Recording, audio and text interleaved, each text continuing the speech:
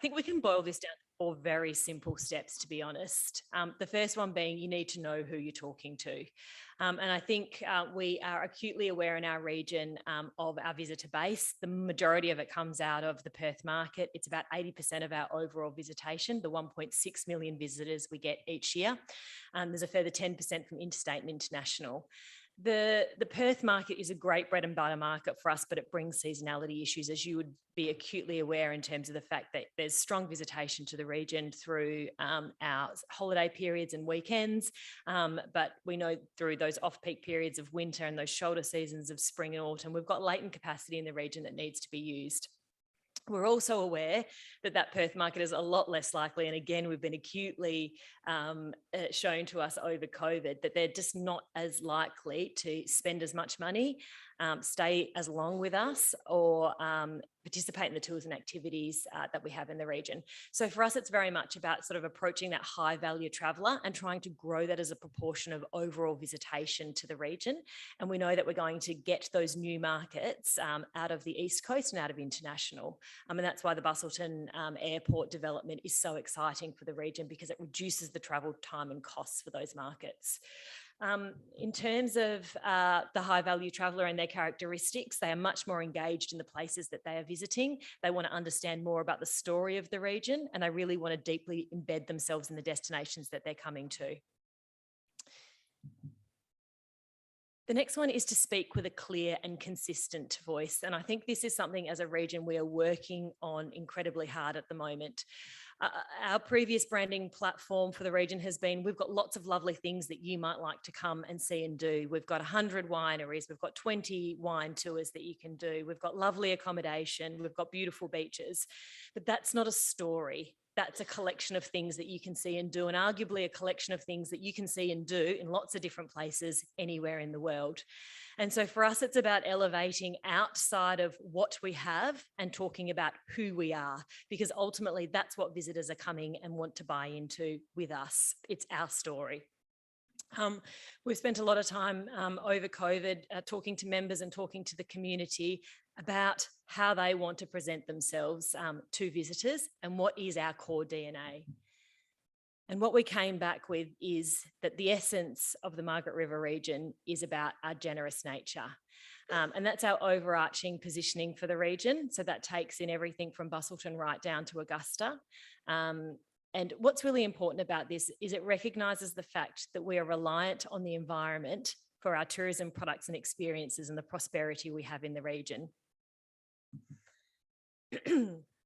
This is a bit fuzzy for me to read to you, so I'll leave you to read that yourself.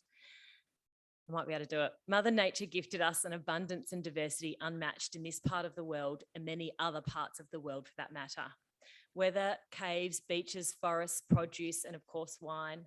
The spirit of generosity kindly bestowed on us, we pass on to others.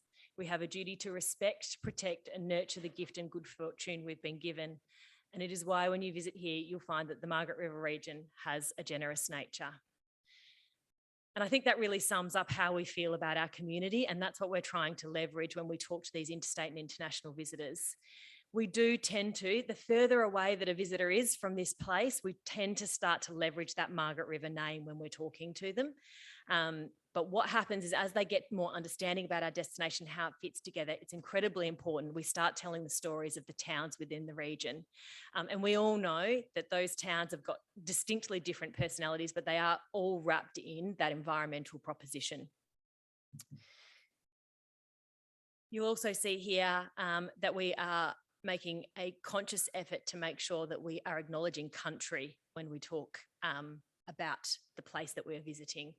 And it was very remiss of me not to acknowledge the traditional custodians of the land when I started the presentation. We are one of the few places in the world that has 60,000 years of continuous human occupation. And that is a story that we need to be telling visitors to this region, because it is a critical part of what makes us so unique and sets us apart from other destinations. So the Margaret River region brand is really something we can leverage to then start talking about the towns within the region. And it's really important that we talk about the towns within the region and the experiences that they offer, because that's how we're going to start to build the time, the length of stay that people have with us. Because ultimately value comes from two things. It comes from the length of time and the things that people do while they're here. That's where we start to get that economic benefit from them. So the essence of Anchor Point Busselton is the timeless value of holidaying, and the natural backdrop, if you look at the Busselton Jetty and the foreshore and the active participation we have in nature in Busselton, whether that's people swimming around the Busselton Jetty, running the length of the foreshore, flying through the trees at Forest Adventures, that's how you have an active participation in nature in Busselton.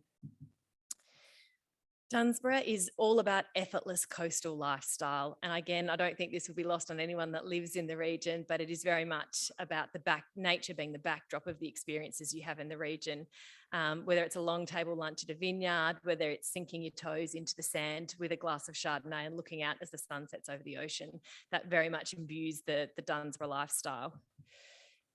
From further south, we go into Margaret River, and that's an inspiringly creative environment. And we look at the environment as being the way in, has been the creation point for a lot of the producers in the region, for a lot of the artists, that's what's inspired them to share the Margaret River story.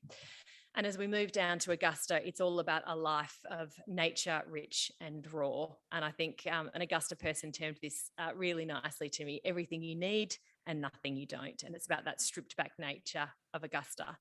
By being able to draw out the personalities of the town, we're better able to explain to those visitors that have got a very low awareness of our destination about how we fit together, that this is not a 3-night destination, which is the average length of stay, but this is a 7 or a 10-night destination. And that's when we're going to start to get that value out of our visitation.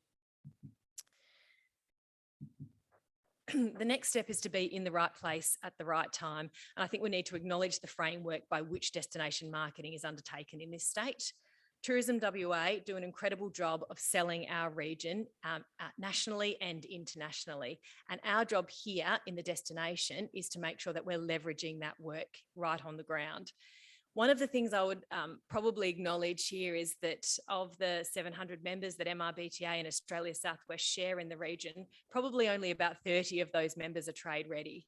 And so what that means is if you're sitting somewhere in Singapore or on the East Coast and you're looking for what there is to see and do in this region, you're being presented with a very narrow list that doesn't necessarily stack up to the brand proposition and what you've heard about the region.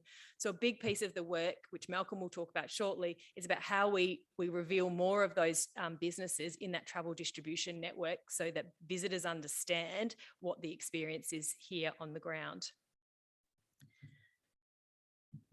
And then finally, it's about delivering when it counts. And I think this is where we can all play a critical role. Ultimately, it is the experience that the visitor has here in our destination that makes or breaks us.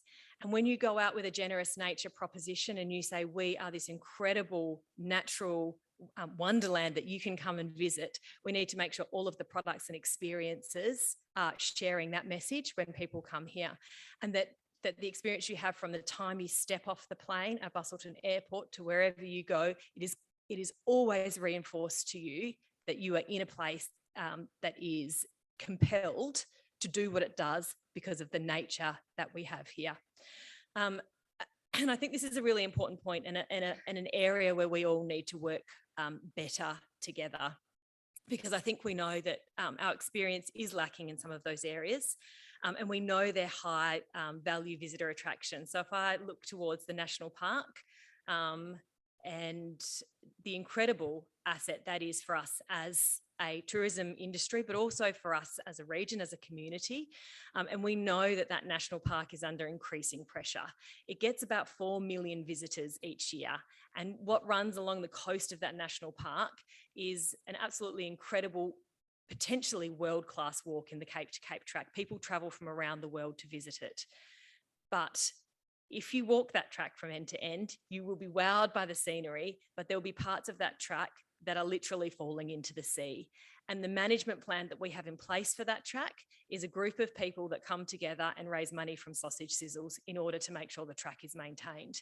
That is not what is in line with a quality tourism destination and experience. And it also doesn't show how we respect and look after the nature. And I think the tragedy of something like that, in my mind, is that we stand to erode the very thing that we're relying on for our economic sustainability into the future. So I think collectively we need to sort of acknowledge that the standard we walk past is the standard we accept, look to those nature-based attractions we have across the region and make sure that we have a plan in place to make sure that they are appropriately managed into the future so that we have a strong and robust tourism industry going forward.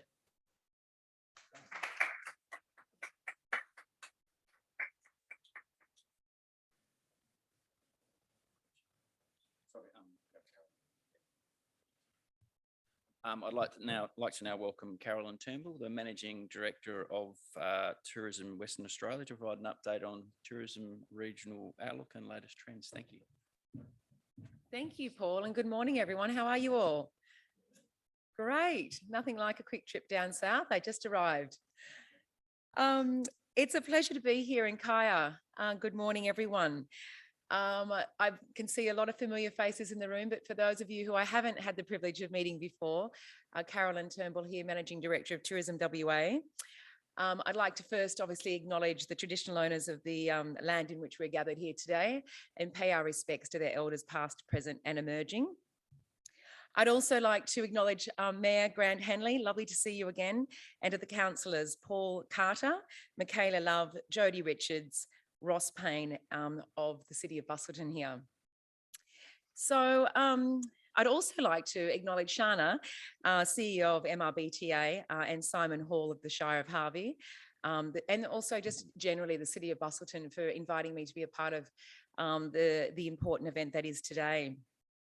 So one of the questions that we are being asked at Tourism WA at the moment and industry stakeholders at large is really how do we plan as an industry and as a government agency to put Western Australia and more importantly today, the Southwest back on the map and reignite our tourism trade business. And today I will speak to you in particular what our focus is around the beautiful Southwest region.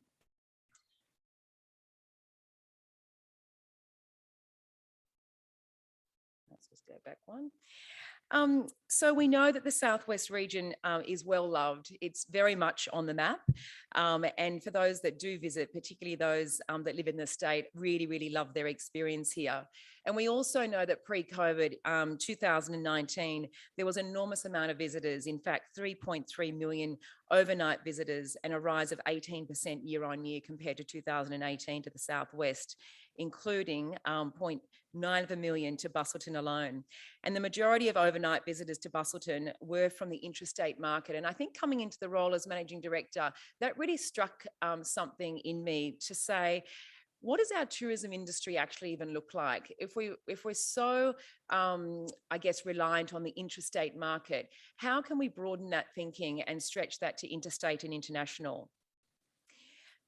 So visitors to Busselton grew by 9%, or 175,000 visitors to almost 1 million by the interstate visitors. And so this is truly a phenomenal figure.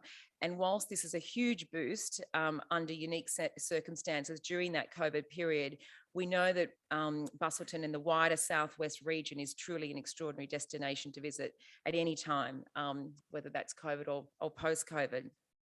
And we know this because Tourism WA, through our destination management plan for the Southwest region, has been proud to promote the region's unique tourism offerings to future visitors.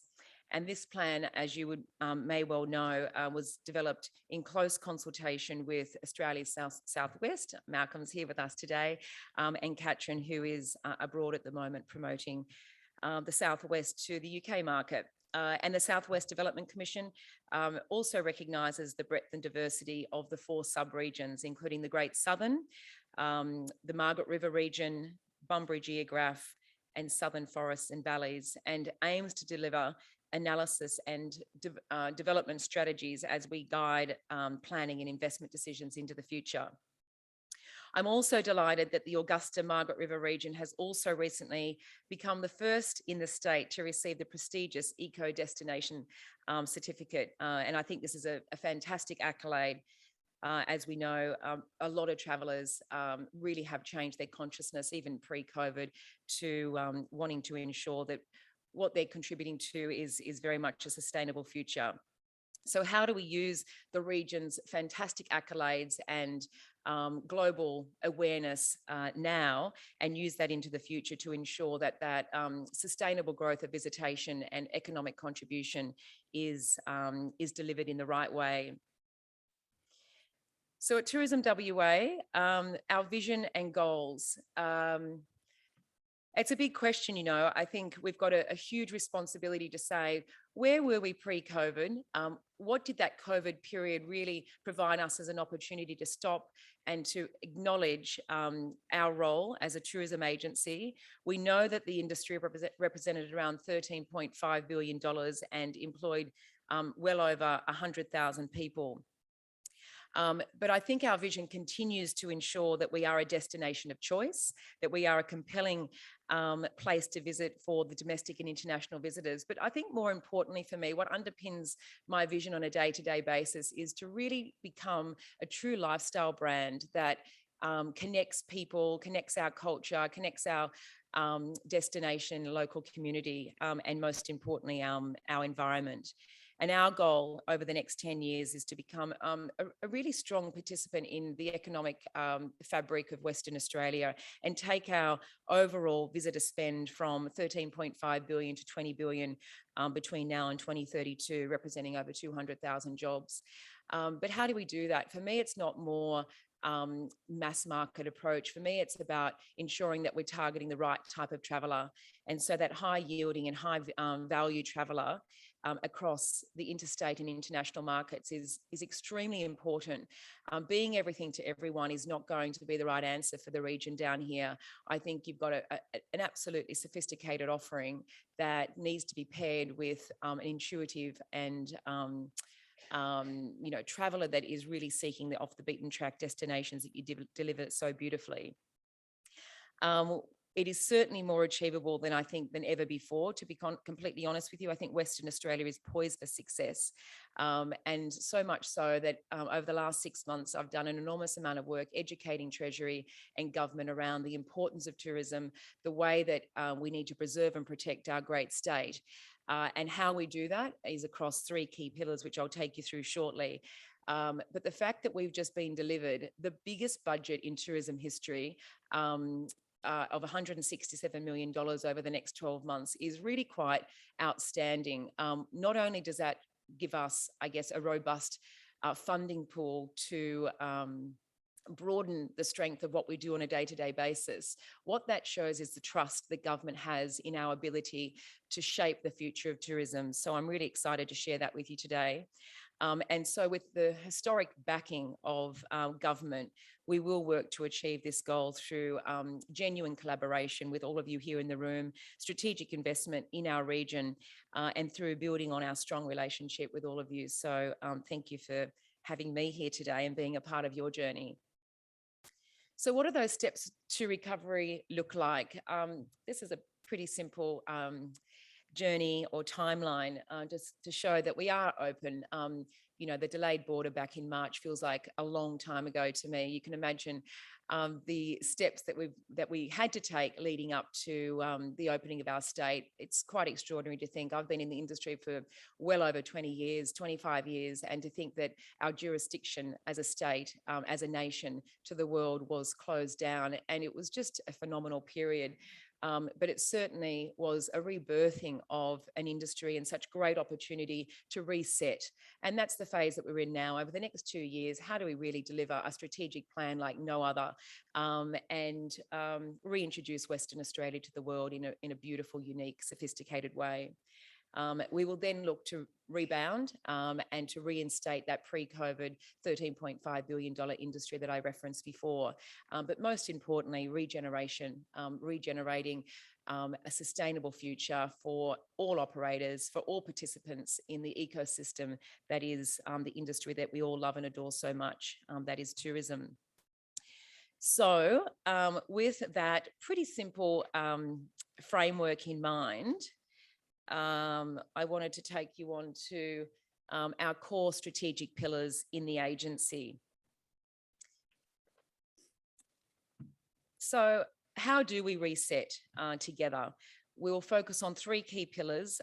One is really around motivating that visitation. We do that through all of our messaging, our marketing, our tone of voice, and we'll be ramping up our marketing to drive visitors to Western Australia and the Southwest by taking that $167 million and applying around 56 million of that to our marketing efforts, including an incredible amount of campaign activity with our travel trade partners that Shana just mentioned. Those distribution partners are a great extension of our message, not just locally, domestically and internationally.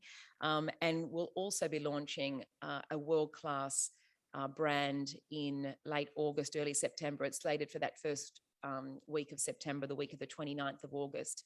And I can confidently share with you all that coming into the role in October of last year, I knew for sure that a lot of that work and consultation over the last couple of years around our story, and to take all of the unique personalities that are across our state and here in the Southwest, and how do you wrap up that in one 60-second TVC is a pretty hard job to do.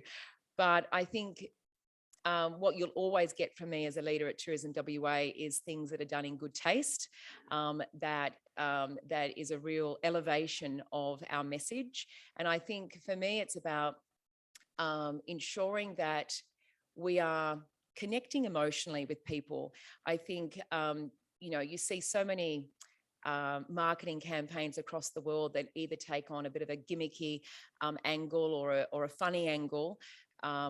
There's so many different styles of marketing. For me, it's about the emotional connection. It's about driving an aspirational vision where people truly want to put the Southwest and Western Australia on their bucket list. And so, whether our target audience is here locally, throughout the state, across in our core markets in the interstate arena, including New South Wales, Victoria and Queensland, and across our 11 key international markets. If you can imagine sitting in New York or LA, Shanghai, or London, for example, and if you're talking to a group of well-traveled individuals, have they been to Western Australia before? Probably not. Is it on their bucket list? More than likely, no.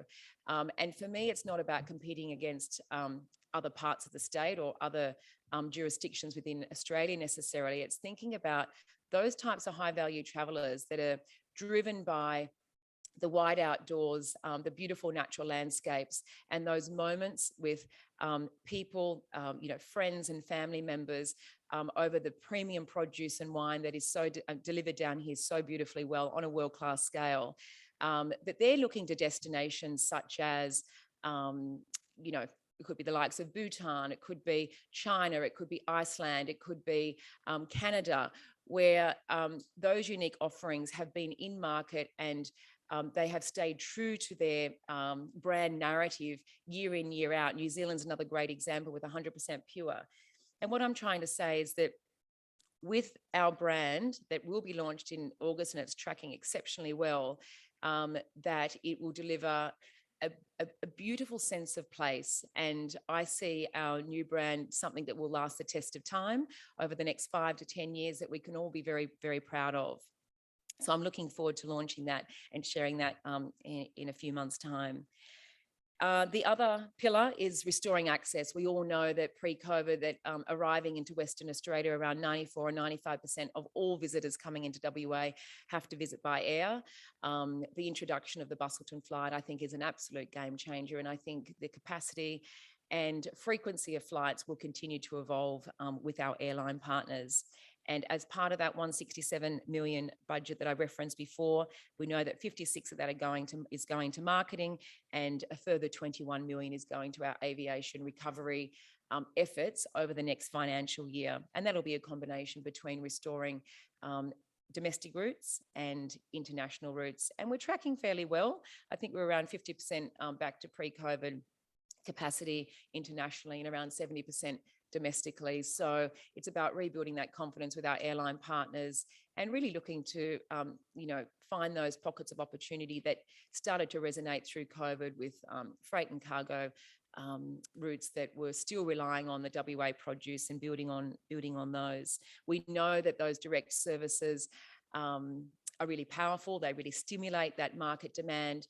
A great example of that was the ANA direct service to Tokyo pre-COVID, which went really well, and we're in close discussions with ANA to reignite that later this year.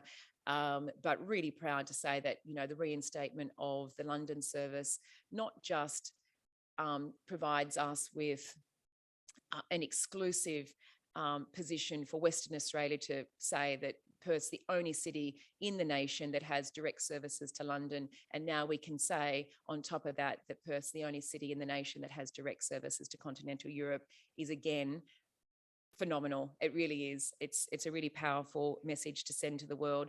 And it's great positioning to say that, ultra long haul direct connectivity is what the traveller is looking for. They don't really want to have the hassle of stopping over in this world of convenience and the post-COVID challenges that everyone has faced.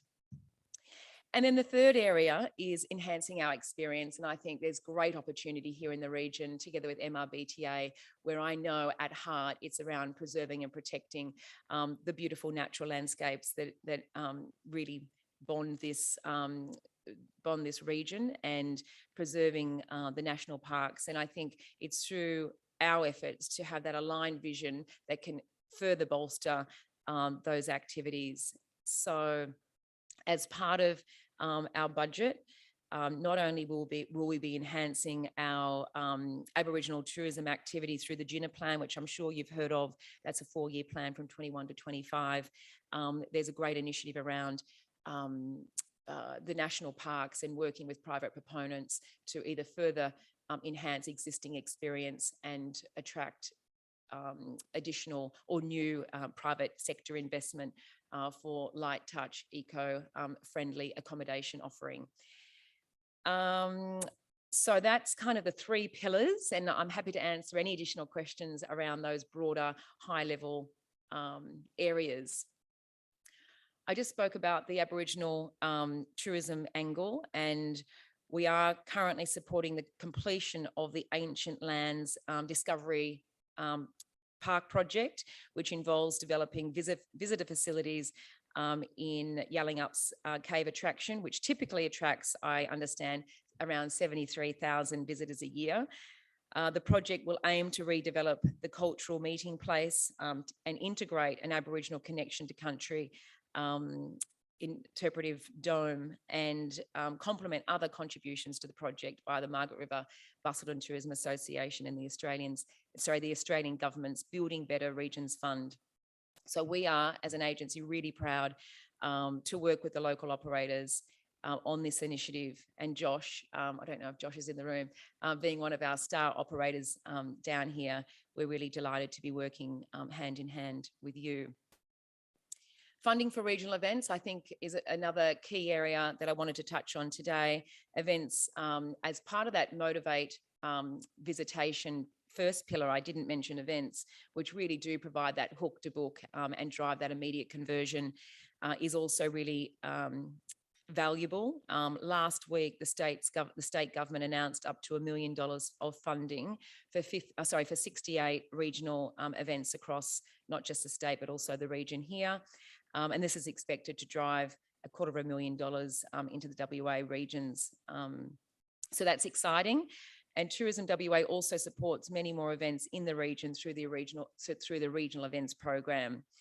And yeah, just to name a few, you're all familiar with them, but events such as the Busselton Festival of Triathlon, Cinefest Oz, the Busselton Jetty Swim, and many more, just to name a few.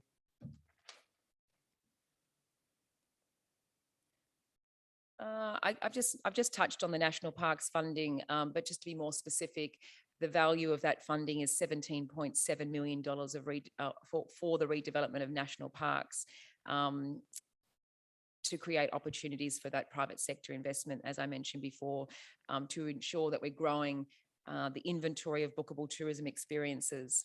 And so that budget commitment is broken down with a $4.6 million value for improvements of the Treetop Walk in the Valley of the Giants and $8.2 million for lookouts and trails.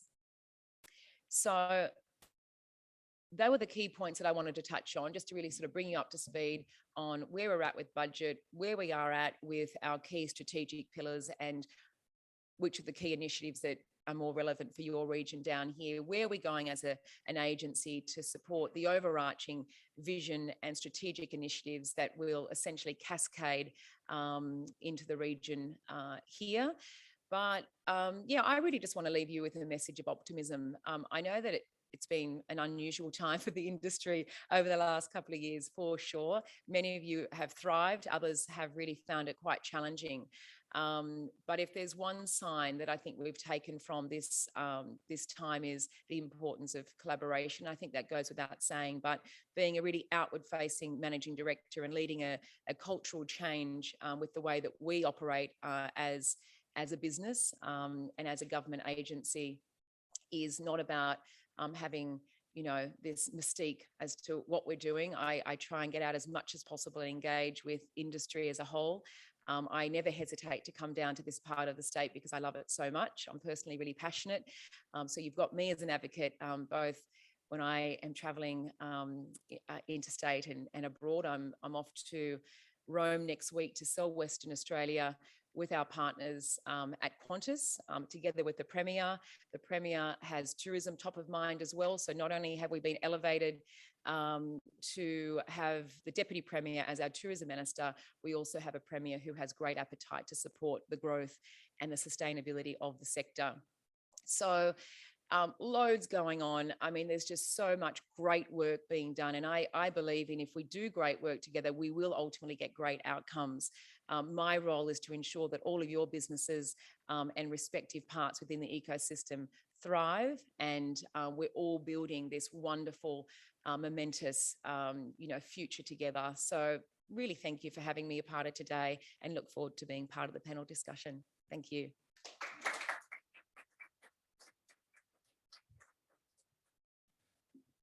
Thank you very much, Carolyn. I'm sure you've stimulated some questions. Our next speaker is Malcolm Farrell-Mitchell, who is a Strategic Marketing and Business Development Manager with Australia South West, to discuss business development programs and highlight some fantastic local successes. Thank you. All right. Hello, everybody. My name is Malcolm. I'm the Strategic Marketing and Business Development Manager at Australia South West. I'd like to firstly acknowledge the traditional custodians of the land on which we're meeting, but also acknowledge the fact that as tourism organisations, our role is to not only respect our traditional custodians, but impart that upon our visitors and make sure that they respect them as well. Nola, right at the start of today, you talked about how businesses need to think domestically and think internationally. And I am here today to tell you how a tourism business can actually do that. How can they connect with a domestic market that isn't Perth, or how can they connect internationally? So we're going real basic, right down to a single business. But firstly, who are we? Australia South West is the tourism body for the southwest of Western Australia. We reach everywhere from Harvey down to Albany, Katanning in the east, Margaret River and Busselton here in the west. So our role is to do marketing and make sure that visitors come here and have a great experience, and to get the right type of visitor, someone that's going to spend more and stay longer, but also to support businesses in developing what it is they do to make sure that they're matching that visitor experience and what the visitor wants, as Shana mentioned before. Thanks for setting up my presentation, Shana. You've great, perfect cascade. What we've been doing over the last 2 years is that we received a big pool of funds from the federal government because the Southwest has always been relatively reliant on international tourists to fill those gaps that Shana mentioned. So we received a funding grant from Austrade, one of 9 regions in Australia and the only region in Western Australia, to do marketing to drive interstate visitors to kind of fill that international gap, but also to upskill and support local businesses to prepare them for that domestic visitor or that international visitor. So it funded 5 projects, but particularly I'm going to talk to you about a project called Accelerating Tourism Resilience. We love big words that mean pretty much just making businesses better and helping them. So it was called Accelerating Resilience. We did it across all of the Southwest, but particularly I want to talk about businesses here locally. And MRBTA delivered this on behalf of us here in the Margaret River region. And so what I'm going to talk to you today about is the next thing in your business. So congratulations, by the way, you've bought a winery, as many people around here have, and it's going exceptionally well. The locals love you. I tasted it last night. It's fantastic. Go you, good thing. Right? But there's a little bit of a problem as I take you through this journey. Your winery, although it's wonderful, is just ever so slightly off the main road, right?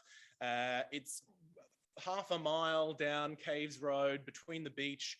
And although you've got that main road signage, it's your winery plus 8 other wineries on that list from the road. And so you've got a really great local group of people who love you, you're doing great work, but otherwise, how do people find out about you? And that's where I come in. So you create a bookable experience. You go, okay, what I want to do is I want to develop my business a little bit more to get out to a domestic or an international market. You call that guy Malcolm, you met at Australia's Southwest, and he tells you that the best way to do that is to talk to the people in market, right? You could spend a lot of money on marketing, and Tourism WA and Australia's Southwest and MRBTA together, we do a really good job of marketing the region and sending our voice out there. But you as an individual business, what can you do? So I say, create a bookable experience. That experience has to be unique, has to be consistent, and ideally it also has to be commissionable. In summer, as most of you will well know, if you live around here, it's pretty busy, right? Lots of Perth people come down here. But in winter, maybe you're not really getting as many people through the door as you'd like, perhaps midweek particularly. So how do you fill those gaps? And what are you willing to give up to fill those gaps? And normally we'd say, well, give away just a little bit of your revenue. That's me. We're going to talk very quickly about travel agents, right? So for those of you that aren't in the tourism industry, travel agents essentially book holidays on people's behalf, as you well know. And half of you in the room probably are going, oh, people still use travel agents? Like, why not just do it all yourself? And then the other half of you are going, people don't use travel agents? Why do it all yourself? Pre-COVID, these are some US statistics, but that's a pretty good barometer for what Australia is experiencing. About 27% of people use travel agents or booked online through a wholesaler, for example. After COVID, post-COVID, that's increased dramatically. Partially because if I want to go on a holiday overseas, if, God forbid, I get COVID the day beforehand, I could not be bothered to cancel all of those bookings I made. And so they're imparting that risk upon someone else. Now, to work with a travel agent, with you and your winery, what you need to do is have an experience that travel agent can book on your behalf. But they're only going to do that if they maybe get a little bit of a cut, because that's how they're making their money. And how do I go back? That's me and my boss, Katrin, CEO of Australia Southwest, at the Australian Tourism Exchange, where we had essentially speed dating meetings with 78 travel agents who asked us, oh my God, I really want to know what new product you have in your region. What's a new experience that I can sell on to my clients? This is the funniest photo I could find, just FYI. So a little bit of a case study. Anybody around here tell me where this is? Aramea, well done, love it. I thought that was a pretty vague photo, so well done. Yes, Aramea Estate. For any of the locals here, you might know it. It's a beautiful winery, but to be fair, it's probably a little bit off the beaten track, right? To get there, doesn't mean it has any less of an amazing experience to those that are on the main road. So we, with this Accelerating Resilience pool of funds, working with MRBTA and working with Lisa Fletcher, huge shout out to Lisa Fletcher, who has done this one-on-one work with these businesses, said to them, okay, you've got this amazing product. You do produce this amazing wine, you have amazing food on site, and you've got a great story. So if you want to sell that story to domestic and international guests, you probably need to invest in developing an experience. Challenges I've mentioned already, a little bit of a distance from the main road. They offer a lunch and wine tasting similar to their competitors. Like a lot of wineries around the track are producing great wine and doing great food. So what's their difference? Probably not enough resources to purchase a whole new building or something like that, but what can they do with what they've got? So the solution was they created this farm tour and lunch package. If you haven't been there, they've got these beautiful pigs on site. All the food comes from their garden. They've got a gardener there who's really passionate. They've got the stream running at the back. So they developed this farm tour that also has a wine tasting and lunch and fits so well with the brand that Shana mentioned before of Generous Nature, and how we make sure that we're using nature to show the tourists what we're about, and about being regenerative and off the grid. And you can go into their shed and see all their batteries that are keeping them on the grid, even if the power were to go out. They've got olive groves and a vineyard, and you can see all of that happen. And it's all in this bookable experience, all packaged up. Importantly, they did all the work. They developed the experience. We just supported them in the process and told them where it is they needed to go next and who they needed to speak to make sure that this experience was going to work. It's bookable online. You, as a normal person, can go on their website right now and book this experience. I strongly encourage you to. But importantly, it's also commissionable. So travel agents and wholesalers, they've got agreements with to pay 10%, maybe 20% of their revenue, depending on the agreement, so that that travel agent can book it on their behalf and create that package. If you're a travel agent and you're booking a holiday, this person wants to spend 8 days, Perth, Bunbury, Busselton, Margaret River, Albany, great. You can book all the accommodation, and all the accommodation providers have been doing this for ages, but when that guest of yours asks, what am I going to do during the day? And you've got nothing to show them, to put in their itinerary for them, it can be a little bit daunting to be like, actually, I've woken up today, but I don't know what I'm going to do. All these experiences out there, which ones should I do? It would be even better if you could be told that beforehand and an itinerary created for you. So this is what they've done. Excuse me. What did we do? Full credit goes to our fantastic delivery partner, Lisa Fletcher, and MRBTA for all of this amazing work they've done one-on-one working with this business to create this experience.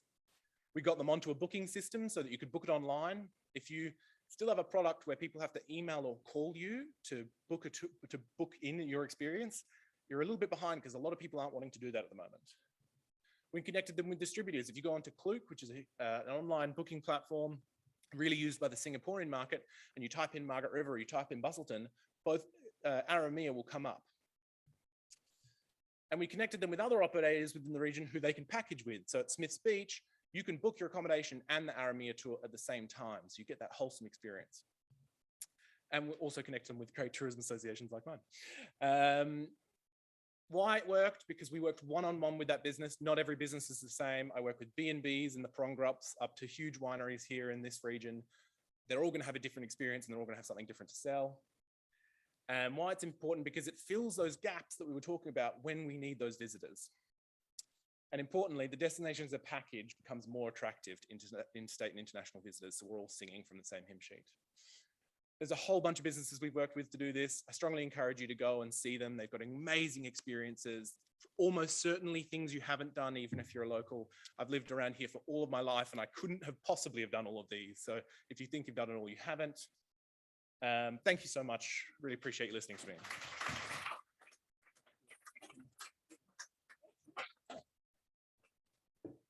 So yeah, if Carolyn and Sean would like to hop up there, and we'll open the floor for questions. Have we got any questions on Slido or anything? No, no questions on Slido.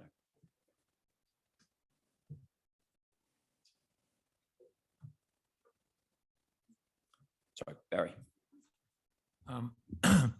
Thank you, everybody.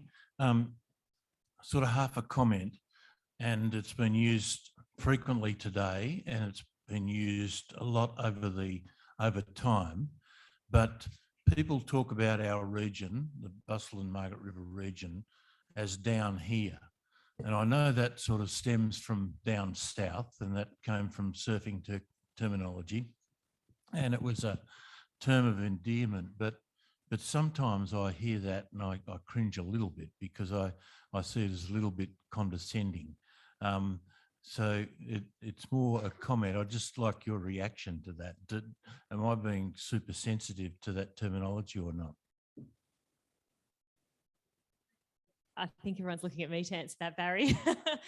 I think it's a term of endearment that we use to talk about our place, not something that we mean to make it more diminutive. But I take your point. I think there's an incredible pride that exists in the tourism industry about our place and wanting to share it. And I think that's why everyone gets engaged in the industry. So I don't think it's intended that way, but I can appreciate how it's understood that way. Can I say something as well? I down south, at least from a marketing perspective, goes really well. Like in the Perth market, people associate really positively with down south, and often when they're looking for our organisation, will type down south into Google because they see it as something they did as a child, or we're going down south for summer, and it's something. Yeah, you're absolutely right. They feel positively towards it because it's something they know. All right, I'll say something to you then. I think it's just it's probably just, yeah, I think it's just people feeling really familiar with the location, and I think it's only probably expressed that way by locals. I can't imagine somebody overseas or over east saying down here or down south. I don't think they'd be, but you know, if you're living in Sydney and you were going down to the south coast of New South Wales, you'd say we're heading down south this weekend. But yeah, I know what you mean. I think certainly from a marketing perspective, we wouldn't lean into that terminology. I think it's just more of a conversation piece. Carol, do you want to step to the microphone if you'd like to speak, please? Hi, Malcolm. I just wanted to ask, those experience packages look really fantastic. Is there an option also for creative industries, creative experiences to tap into that? Possibly. For example, Margaret River Open Studios is a great example of an event that's actually gained a lot of attraction from an interstate audience. And when we go to Australian Tourism Exchange, people are really receptive to that, and I'll often book a tour for those things.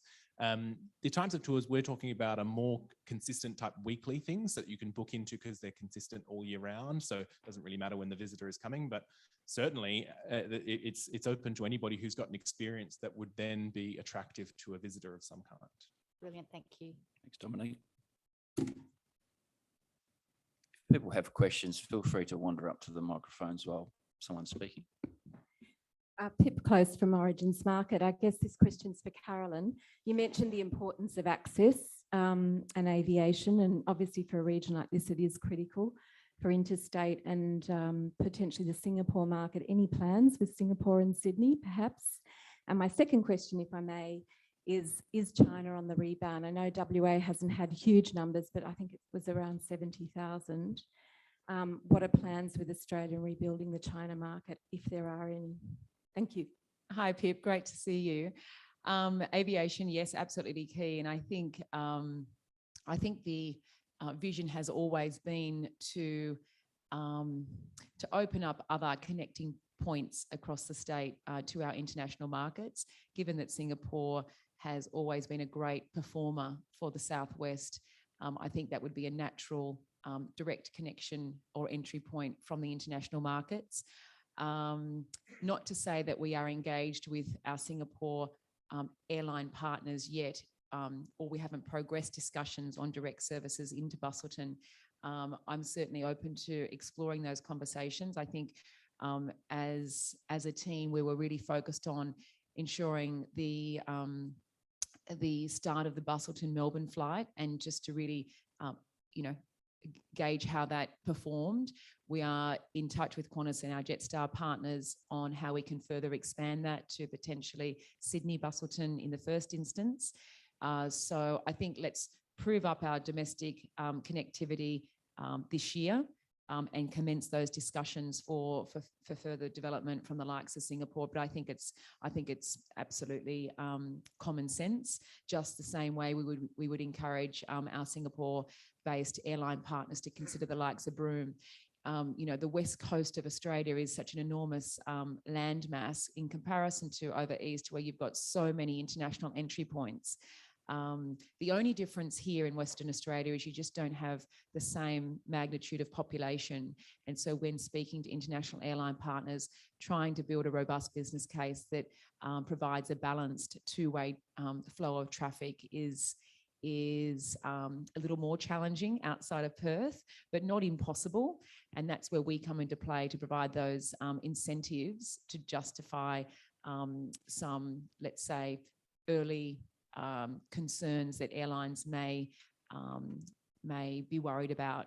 So, you know, if you're an airline, you've got a certain amount of fleet, certain abilities, different ranges, different capabilities. And I think it's just about understanding which airlines have got the right aircraft to come into the likes of Busselton. And then it's up to us as the lead agency to work with the airport and the respective stakeholders down here to say, how can we make this work? And we will play a big role in that with our Aviation Recovery Fund to try and support and help.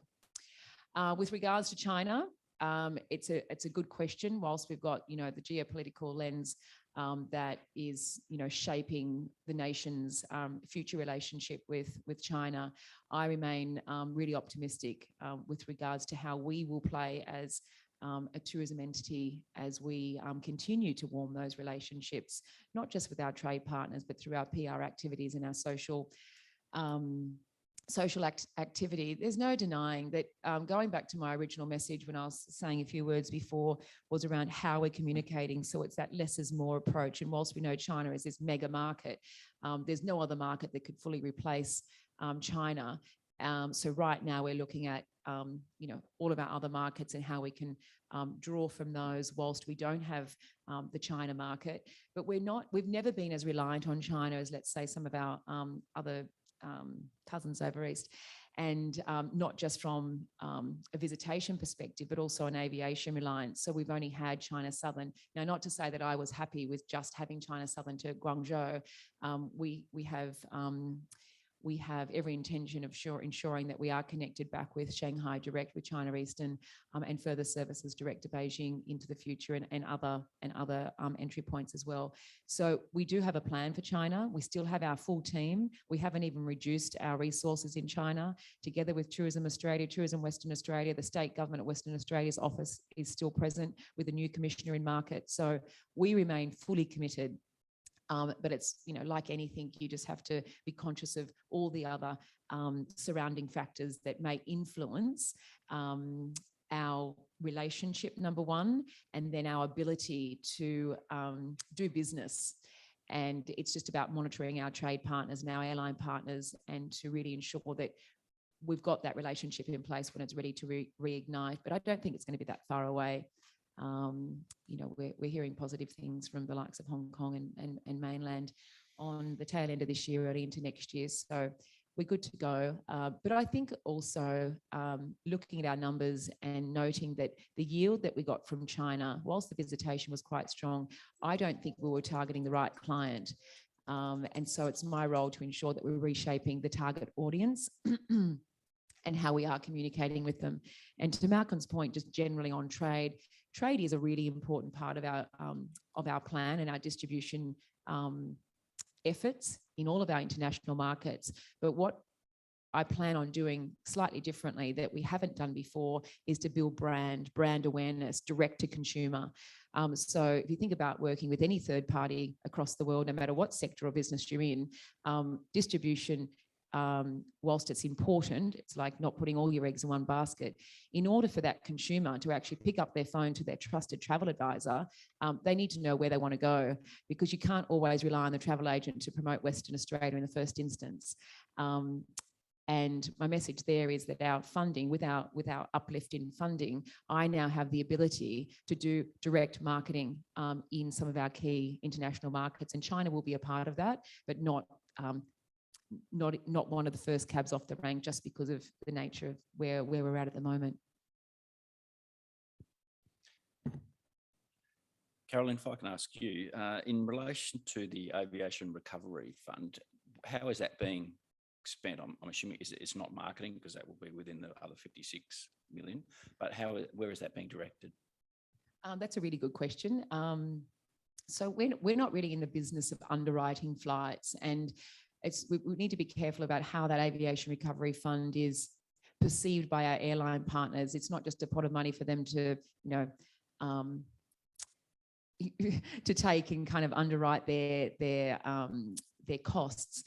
However, intuitive incentive payments also help reignite the frequency and capacity. So it's a combination of cash incentives and cooperative marketing arrangements. But ideally, in most cases, it would be a marketing cooperative arrangement where it's a matched funding scenario. So we're getting as big a bang for our buck as possible.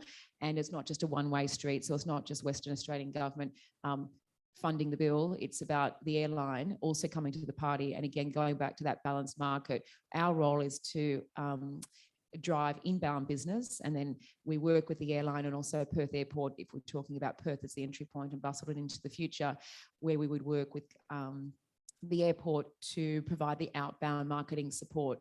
So it's a holistic effort. So back to your point though, the allocation of breakdown of the Aviation Recovery Fund is a mixture of cash incentives and cooperative marketing. But where possible, the cooperative marketing actually plays a much more leading role. Case by case, negotiation by negotiation, airline by airline, market by market, it all depends. However, it's in addition to the marketing budget, the 56 million. So if we wanted to really break it down, the 56 million is a combination between brand, direct consumer and trade marketing. And the aviation is through cooperative marketing via the airline distribution channels. So you can imagine all of those frequent flyer programs, all of their key client bases, which is another powerhouse. It's a completely different style of marketing and another channel which we tap into on a daily basis. Thank you. Is there any? Hi, Anissa Williams, Shire of Harvey. This is for you, Shana, actually. Really touched me when you said like the Cape to Cape was basically being held together with sausage sizzles. And we've got concerns with that, with trail management and managing our eco experiences. What do you see as the solution moving forward for that? I think the problem with a lot of the trail network is that it sits on DBCA land. And so I think the other stakeholders and partners haven't felt that they have a role to play in it. And MRBTA is equally to blame for the situation that we're in, because MRBTA goes, well, we work with our members and we work on our own sites and we manage those and we do a fabulous job of them, and we bring tourists to the region and we make sure they have a great time. But we haven't really looked at it from the other perspective in terms of what is that experience more broadly across the destination. And I guess, my conversation, and I don't know if anyone from DBCA is in the room, but would be that DBCA's remit is about that land management piece. And they are incredibly stretched with what they are trying to deliver. And so they need some support from us as a region to be able to say that we have these incredible tourist attractions. We want to open these parks up to visitors, but we have to do that in a really sustainable way. It's about protecting the natural environment that's there so we don't erode it. And, Injured Up Spa is another great example, which I think will be very familiar to everyone in the room, where people are literally parking in a gravel car park in the coastal heath, scrambling down a hill and dropping into the ocean to get that wonderful shot. But you can appreciate that for a decision maker sitting in Perth, that they might not have an appreciation of what that actually looks like because they see the shiny end point of it. So I think our job is to raise the awareness of that, because we want visitors to have a fabulous experience in the region. We want it to be a quality experience. And when we provide those experiences, what we imbue in those visitors is that they then have a sense that this place is carefully curated and that they have an obligation to do the same while they are with us.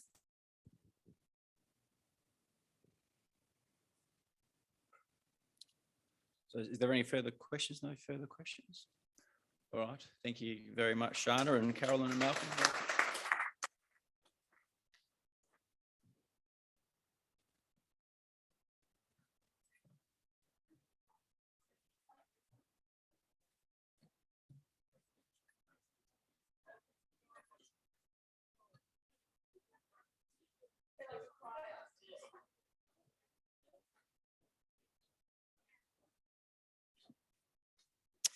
Thank you. Thank you very much. So next up, we have the session focusing on business. Oh, hang on. We have a question.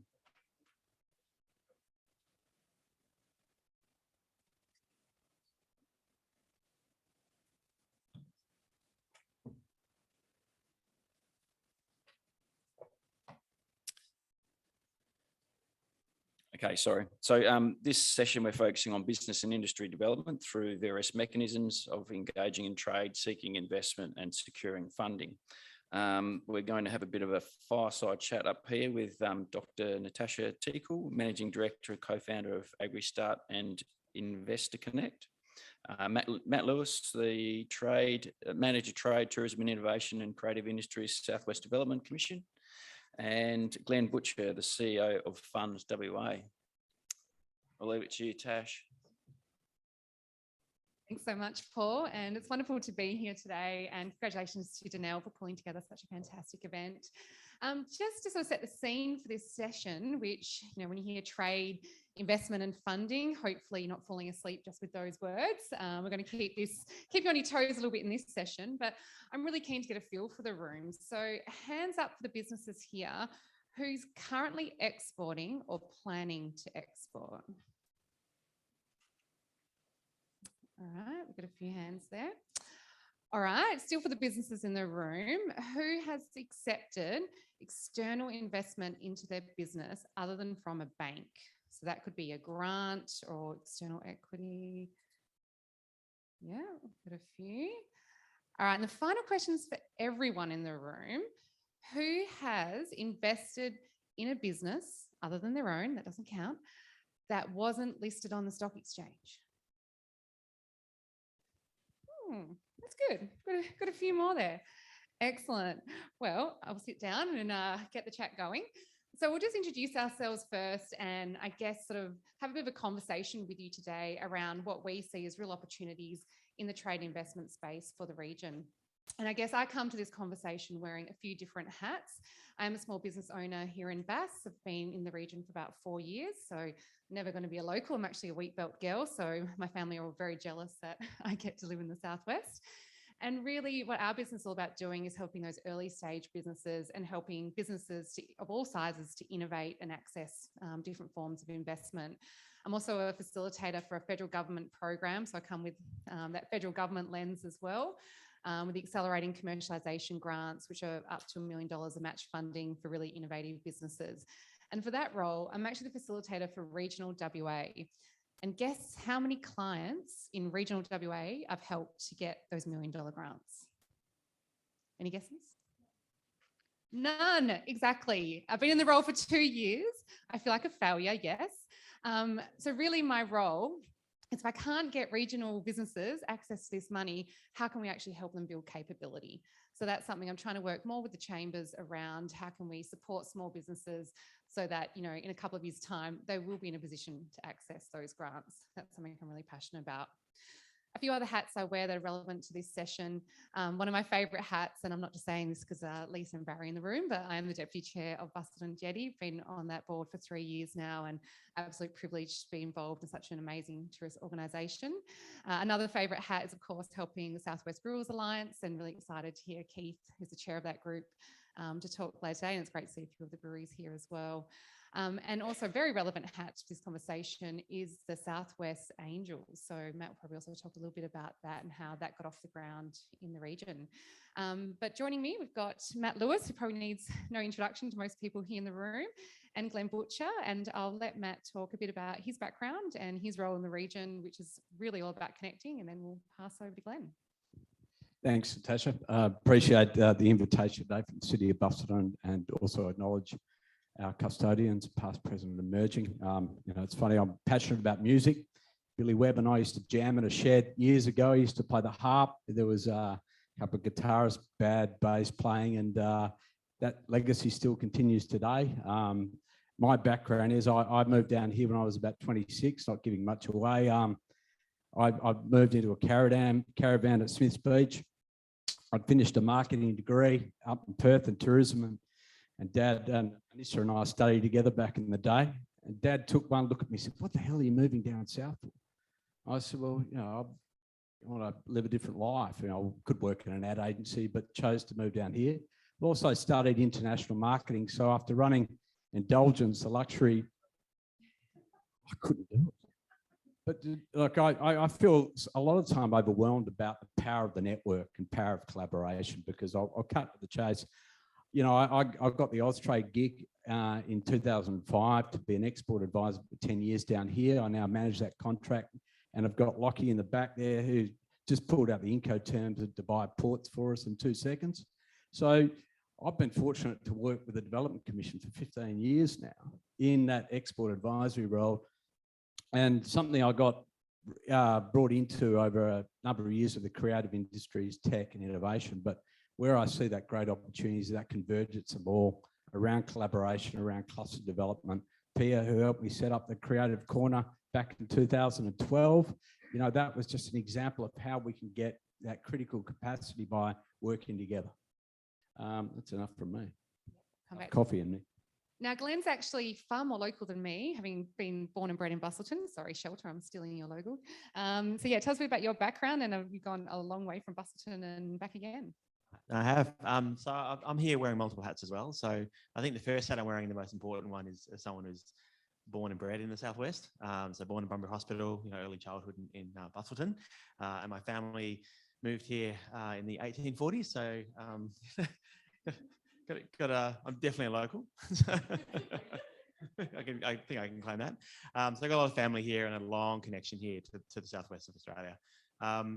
So my background, I did move away, you know, to make my fortune kind of elsewhere, and I spent my career in high growth tech companies, and kind of had international roles, you know, with some of those companies, mostly from Australia, but also in Europe and kind of America as well, and saw essentially the world's perspective around what was possible, and did things that I didn't realize that I was capable of, and I never realized that someone from Bunbury Hospital could ever even get involved in, let alone actually do. And the other hat I wear today is actually CEO of a venture fund, which invests in early stage innovative businesses. It basically means that we give money to those businesses and we hope they give us more money back later. That's right. Sometimes they do, sometimes they don't. That's the nature of that. So the other reason I'm here, though, is the world's really changed in the last few years, and I think it's really opened up everyone's eyes to the possibilities around the world, where, you know, a lot of people in the knowledge space, you know, work from home, and that home could be anywhere. That home could be in Bustleton. And I've met a surprising number of people actually over the last year who have really interesting roles. Like I met someone who's former US Air Force and they work on satellite technology and they live in Broome, right? And that's what they currently do because they can live anywhere, and living in Broome is kind of nice. And so I think we've got like that real opportunity down here in the Southwest as well. You know, I think it's even nicer than Broome actually. And we've got that real opportunity to have people, you know, doing really innovative businesses. They just need the access to the expertise and funding. So. Well, on that, Glenn, now there's a bit of a stereotype out there that investors are all, you know, really scary sharks. So as a venture fund CEO, what does that look like for you, and how do you actually help businesses? And it's not obviously just about taking a big stake in their business. Well, I made sure to leave my shark fin at home actually before I came today. So yeah, look, investors, some of them have a really scary reputation as basically people that come to take your business. Whereas the reality, the investor only makes money if they actually help your business succeed, you know, and so it has to be one where the investor and, you know, the founder and the people running the business actually work together. And I think that, you know, like a good investor is one that's there for the long term, and they're there for a very long journey. They're not there for a 12-month IPO, you know, they're there for a 5 or 10-year journey to kind of help that business scale up to something that's quite meaningful. So look, there's a reputation there for some investors, and we have that reputation here in WA, you know, with certain parts of Western Australia that are very much there for a short-term kind of transaction. I think that the real opportunity though is that kind of long-term partnership, and you just got to find the right investor that actually someone you want to work with, that you're going to work with over that long period of time, because ultimately, you know, everybody wants to have a win out of this. Thanks, Glenn. And Matt, you were instrumental in getting the Southwest Angels Investor Group off the ground. Can you tell us a bit about that group and yeah, what the goal is? Yeah, I can just give you some background. Like we were going through a lot of accelerator programs, startups, conversations. You know, you've seen what happened in Sydney and obviously Silicon Valley. A lot of people don't know that Canberra were down here in 2013, attending Emergence with OzApps and the guys at now West Tech Festival. And those kite surfers that were hanging around investing in companies, it was all just a conversation started back at the time. But we really identified the gaps. And I think that's a fortunate position you get as a trade advisor. You become an air traffic controller. You get to join the dots. And I could see, well, look, there's a lot of conversations, a lot of great ideas, where's the funding going to come from? You can't be relying on government. And you know, if you are, you're doomed to fail. You've got to co-invest with government on these projects. So Ashley Bucolic and I at the time established the Southwest Angels. In hindsight, I was always saying it should be a regional investor network, because when I was able to wrangle Glenn down for this project and Ashish in the back, there's an enormous network of investors so that small businesses, medium-sized businesses, or businesses aiming to grow have an ecosystem where they find their sweet spot.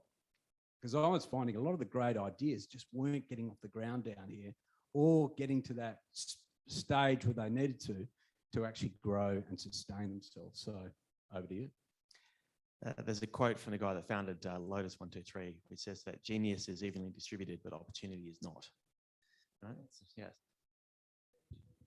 Yeah, and look, over the last 4 or 5 years, we've worked with hundreds of businesses across regional WA, and we do see in that early stage startup phase, you know, lots of businesses, you know, in the regions that don't have access to the funding, the expertise. And we heard this morning that there's a gap in professional services down here. So we really need to do more as a region to support those early stage companies and actually give them, you know, what our city counterparts actually have with all the support for startups. So that's an area we'd really love to see grow here in the Southwest. And there's lots of people who are very keen to, you know, leave the city, live down here, start their own business, and are probably just needing that little bit of extra support. So I guess on that, in terms of examples where regional businesses have made it a success, I know, Glenn, this morning at your presentation about Fund WA, you mentioned a business from Townsville that you'd worked with. Can you share that example? Yes, there's a business in Townsville called Safety Culture, which I nearly had a job at, actually. So I know them quite well. So the founder's based in Townsville, you know, relatively small city. I actually looked it up after the talk this morning, and they're now a year ago, they raised money at a $2.2 billion valuation. And so in about, I think it's about a 4 or 5 year period. So they went from basically nothing to being worth $2.2 billion. And they've got 600 something employees now as well. So, you know, that's an opportunity that rose out of a regional centre. And there's absolutely no reason we couldn't do that here. You know, it's especially these days post-COVID, where a lot of people around the world are looking for work opportunities that are in you know, better places to live and safer locations, and we've got that. Or they're willing to work remotely. So even access to talent when you don't have the talent available locally is also a challenge, because you might be able to, you know, snaffle someone who lives somewhere else in the world, like Singapore, for example, and say, you can still work as an employee in our company, but our company's headquartered in Margaret River. So. And another regional example company I helped is actually one of my very first clients about 6 years ago in my own business, Zetify. They're based in Wagga Wagga, and I saw them pitch last week in Sydney, an investor event for $10 million.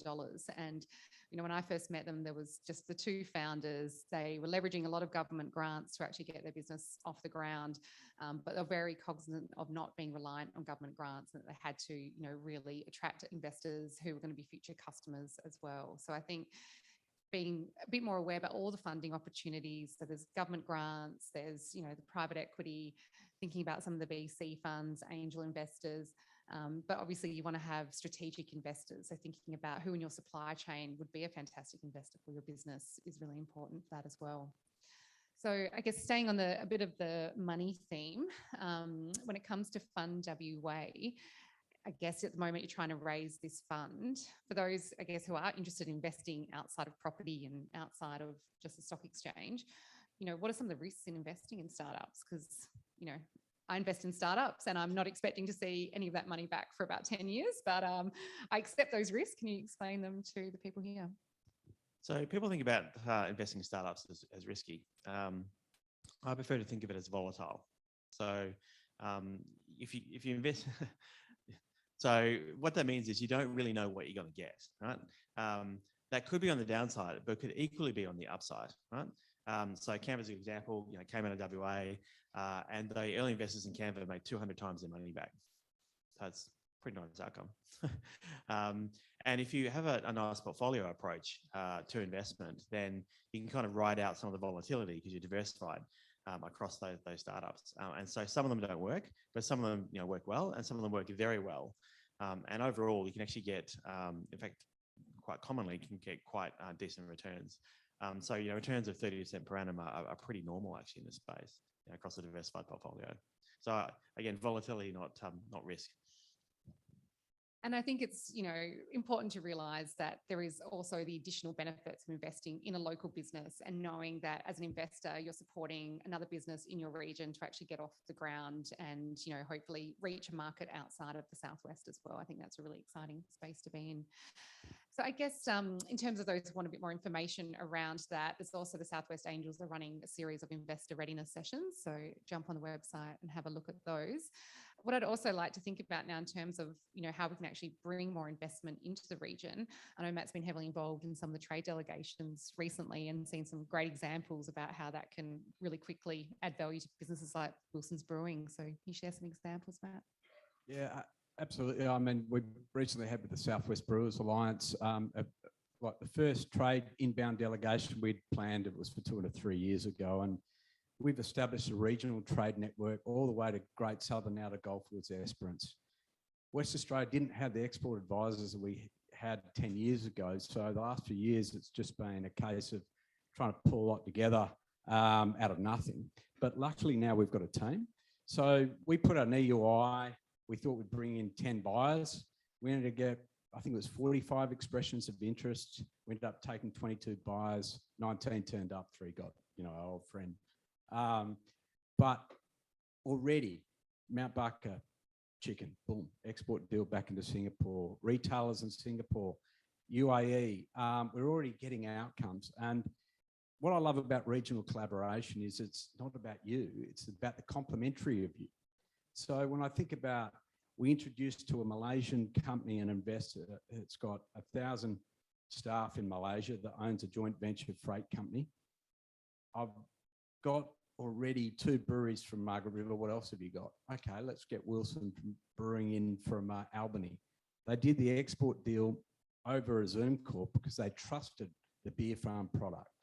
And that, I think, becomes then a tourism play.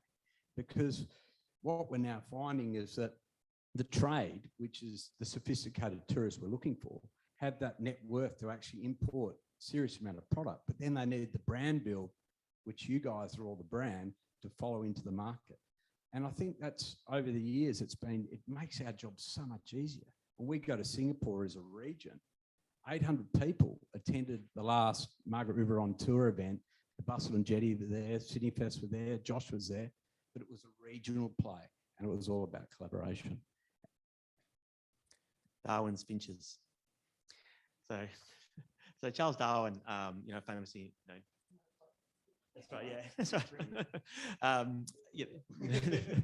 Theory of evolution, all that. So he studied finches, they were on the remote islands and they developed unique characteristics because they were remote from a larger population on the mainland, right? So remoteness breeds uniqueness, right? And so we think of ourselves as being remote, right? What we don't realize is that makes us unique, right?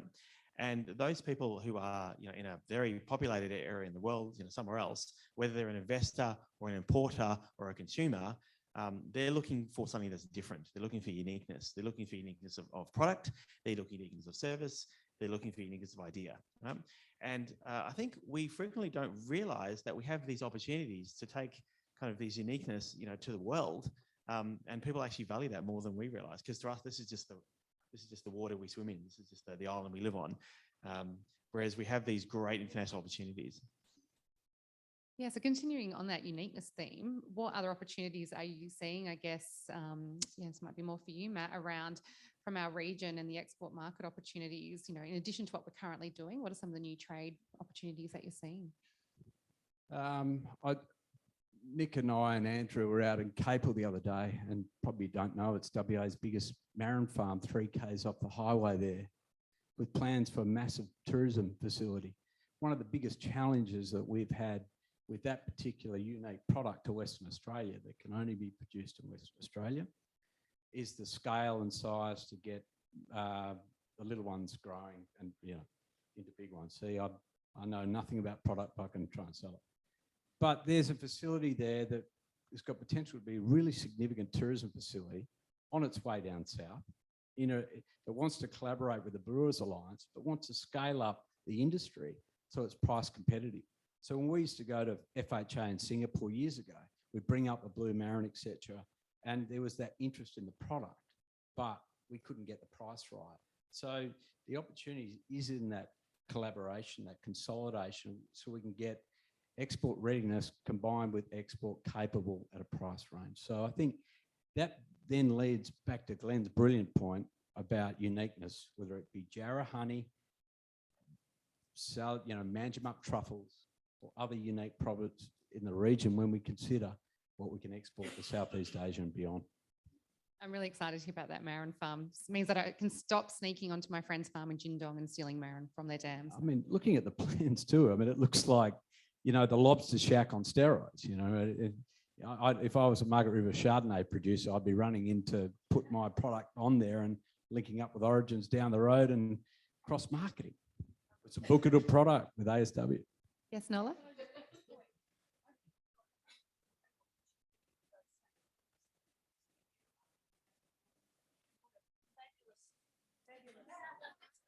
Oh.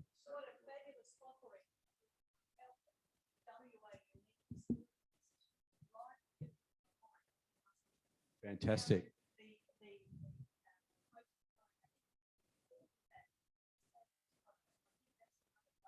I agree. And if you tap Nathan Omidai from Creatures of Leisure on the shoulder, so 15 digital creators, how many marketing people you got working for you, lifestyle brands from the region, founded in the region. Got a great, just had a recent sales conference in Melbourne. So we're talking about bands, region, promoting into the market. So you start looking at that, promoting the lifestyle, but actually the personalities. I'm big on music. So we've got a very great, unique music culture in the southwest of WA, I think in the state. And that's something we should be celebrating, connecting when we go to promote, because everything else follows. Okay, so what is the performance of a southwest in Melbourne? Okay. Okay, we've got the schedule planned already. Okay, today at the surf park, we throw the DJs, the lifestyle, the winemakers, the brewers, all there. Ian Much has already done a mural there. Then we go to Colonial Brewery, which has got headquartered in Margaret River, but it's got their facility at Port Melbourne as well, which is they do most of their packaging, etc. So we hijack Port Melbourne. Then we go mugs to Mornington. We take on all the Pinot Noir producers down there and have a surf comp.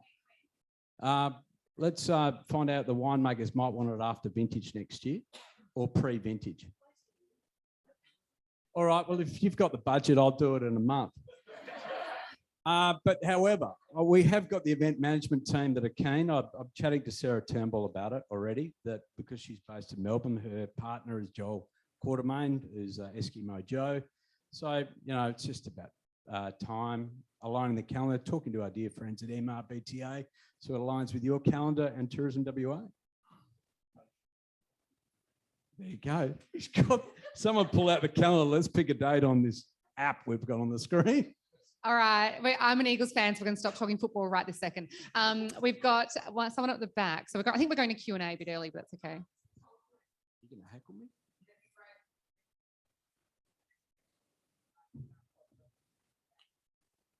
Can you come up to the microphones, guys, if you want to speak, just so other people can hear that are zooming in?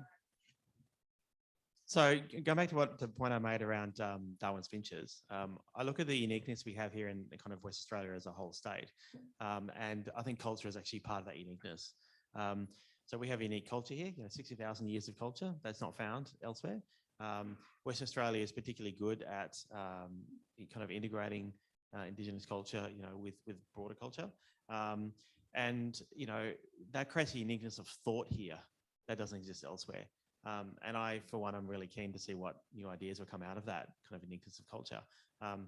The other aspect actually that's also unique that people don't realize is the biodiversity aspect and kind of what that results in terms of future opportunities for new industries, both in ag tech, even in synthetic biology, all kinds of like new kind of industries. And that can't be done anywhere else in the world. It has to be done here.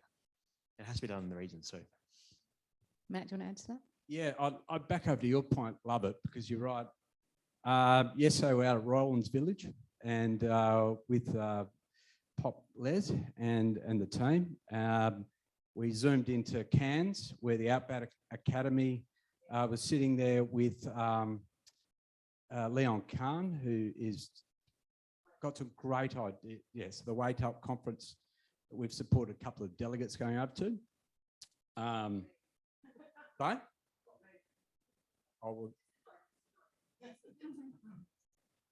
So to me, that's critical to everything. It really is. It's fundamental, and I feel that the work that especially MRBTA's led with the Underlup Association in the region, what the local governments have been working on in the region, that's at the centre point, a crux of everything. You know, we've got a CEO of a creative technology park coming out from Surabaya tomorrow.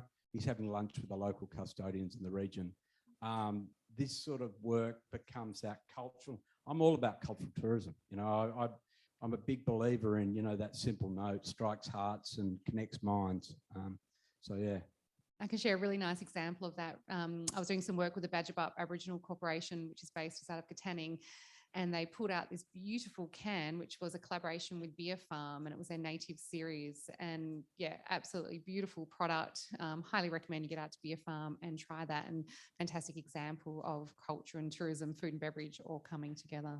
Now, I think we do have a few questions. We'll start over here, Ian. Thanks, Tash. And I just want to come back to one of your first questions about, have you ever invested in an unlisted company? And the answer is both times I lost my money. So as a VC investor, I'll probably make a really good ballet dancer. But as a business advisor, what I'm seeing as one of the sheet anchors that's holding back this wonderful ferment of new businesses and new industries and unique products that we have in this part of the world is not only capital, but it's the business skills. It seems to me that the crying need is for not just investment money, but smart investment money. Like, we will take you on and mentor you as well as invest in you. Agree? Excellent point, Ian. I know your business is doing some great work in that space as well. And I'll let Glenn talk a bit about the support that they're going to be providing for startups as part of Fund WA. I'm glad you made that point. Lovely segue, thank you. And I'll owe you a case of beer afterwards. So yes, look, you're absolutely right. It's not just capital, it's also the smarts that come with that. You know, we do have money in WA, but you need to have smarts around how to scale a business and grow a business. That's got to come with that. Frequently, the smarts are kind of tied to the capital. So, you know, you bring in the capital and then you bring in the smarts with it, hopefully. You know, I think that we haven't historically had the business models or the entities in WA that have had the commercial model that allowed them to deploy smarts along with that. So one of the models that we have in Fund WA is helping to advise businesses so that we make them investment ready and kind of get them ready to scale because of exactly the reasons that you said there. Other ecosystems around the world, you know, they're a bit more mature than we have, you know, here as well. And so they've got a bit more maturity in the advisory side of things. And what we think that needs to happen there is to connect those, you know, people who do exist, some of them exist in this room, with those business smarts, with those early stage companies, and then have a financial vehicle that actually allows the capital to kind of flow through in connection with those business smarts to kind of create those kind of high scale, high growth businesses. Yeah, and in my own business, we are very passionate about helping the very early stage businesses through our Connect Innovation Hub. So we really are passionate to make sure that, you know, those early stages, even if it's a matter of telling someone that your idea is potentially not going to get off the ground, but really helping in that early stage. And I know the business advisory services, which Sana's probably going to talk to us about very soon. There's a good segue. You know, also provides a lot of that support for businesses around that general business advice. So I'll let Sana jump in. Oh, that was a perfect segue. Thanks, Ian, actually. Yeah, so my question is about investing. And so when a small business is wanting to pitch, are you able to elaborate what it is, you know, what kinds of things that you're looking for to go, yeah, you know, these guys sound fantastic. You know, they're investor ready. I'm interested in investing. What are you looking for? It's a great question. Thank you. I see I'm going to owe a lot of people a lot of beer at this point. So actually, just to finish at the previous point, one of the challenges in the whole of WA ecosystem actually is that people don't know how to pitch because they don't know what the other person wants. to hear, right? They don't understand kind of the numbers they need to be saying in order to make the investor, actually want to invest in that, right? And so I see pitches all the time where people quote things to me, and I'm like, you just give me numbers or give me a pitch that I have to say no to. Like I cannot possibly say yes to, because I don't actually understand what they're looking for, kind of in that pitch. So just back to the previous point. One of the reasons we wanted to have the advice side of things is we wanted to have a third answer that's not yes or no. The third answer was, we can't say yes to you because you've got these issues. So we're going to help you to fix those issues so we can actually, you get another chance to actually say yes. That's kind of part of that. It's a bit of a not yet, right? But the usual answer is no, and I'm just going to ghost you and never get back to you again. That's the usual answer for investors. This is actually what you've quoted to me is not something I can invest in because you've quoted a number here, for example, like a future revenue target that is too low. So the return that I need to hit in order to have a return that goes back to my investors in me needs to look like this. And you've quoted a number to me that says that your planning is insufficiently high scale to meet my investment outcomes that I need to be hitting, right? So I can't really give you a short answer to that question because it's such a complicated question to answer. But fundamentally, it needs to be a business that it's got growth potential, export potential, got a great team behind it. Like thinking kind of well around the product, and they've kind of like ticked all the boxes kind of around that piece there as well. Single biggest gap though, thinking too small, right? Thinking local market, not thinking internationally. Yeah, I might add to that as well. I guess, when I'm looking to invest in supporting businesses, and also part of the due diligence we do for these $1 million grants, because obviously we're investing taxpayer money, so we want to make sure that it's going to the right place. As Glenn touched on about the market potential and all that, but getting product market fit and really understanding your customer, understanding the value proposition for your paying customer, and making sure that, yes, there is a global market, but so many companies don't spend enough time getting that product market fit right. And you've got to get that product market fit for every market you want to go into. So that's something we really see as a big gap. And I know for a lot of people, including myself, I'm not going to speak for everyone, it's about investing in the founder. And the one time that I've had an investment go to shit was when I didn't trust my gut on the founder, and I will not do that again. So it's about building a relationship. And for the startup founder as well, they should also be almost interviewing the investor and making sure the fit goes both ways. It really is a long-term relationship.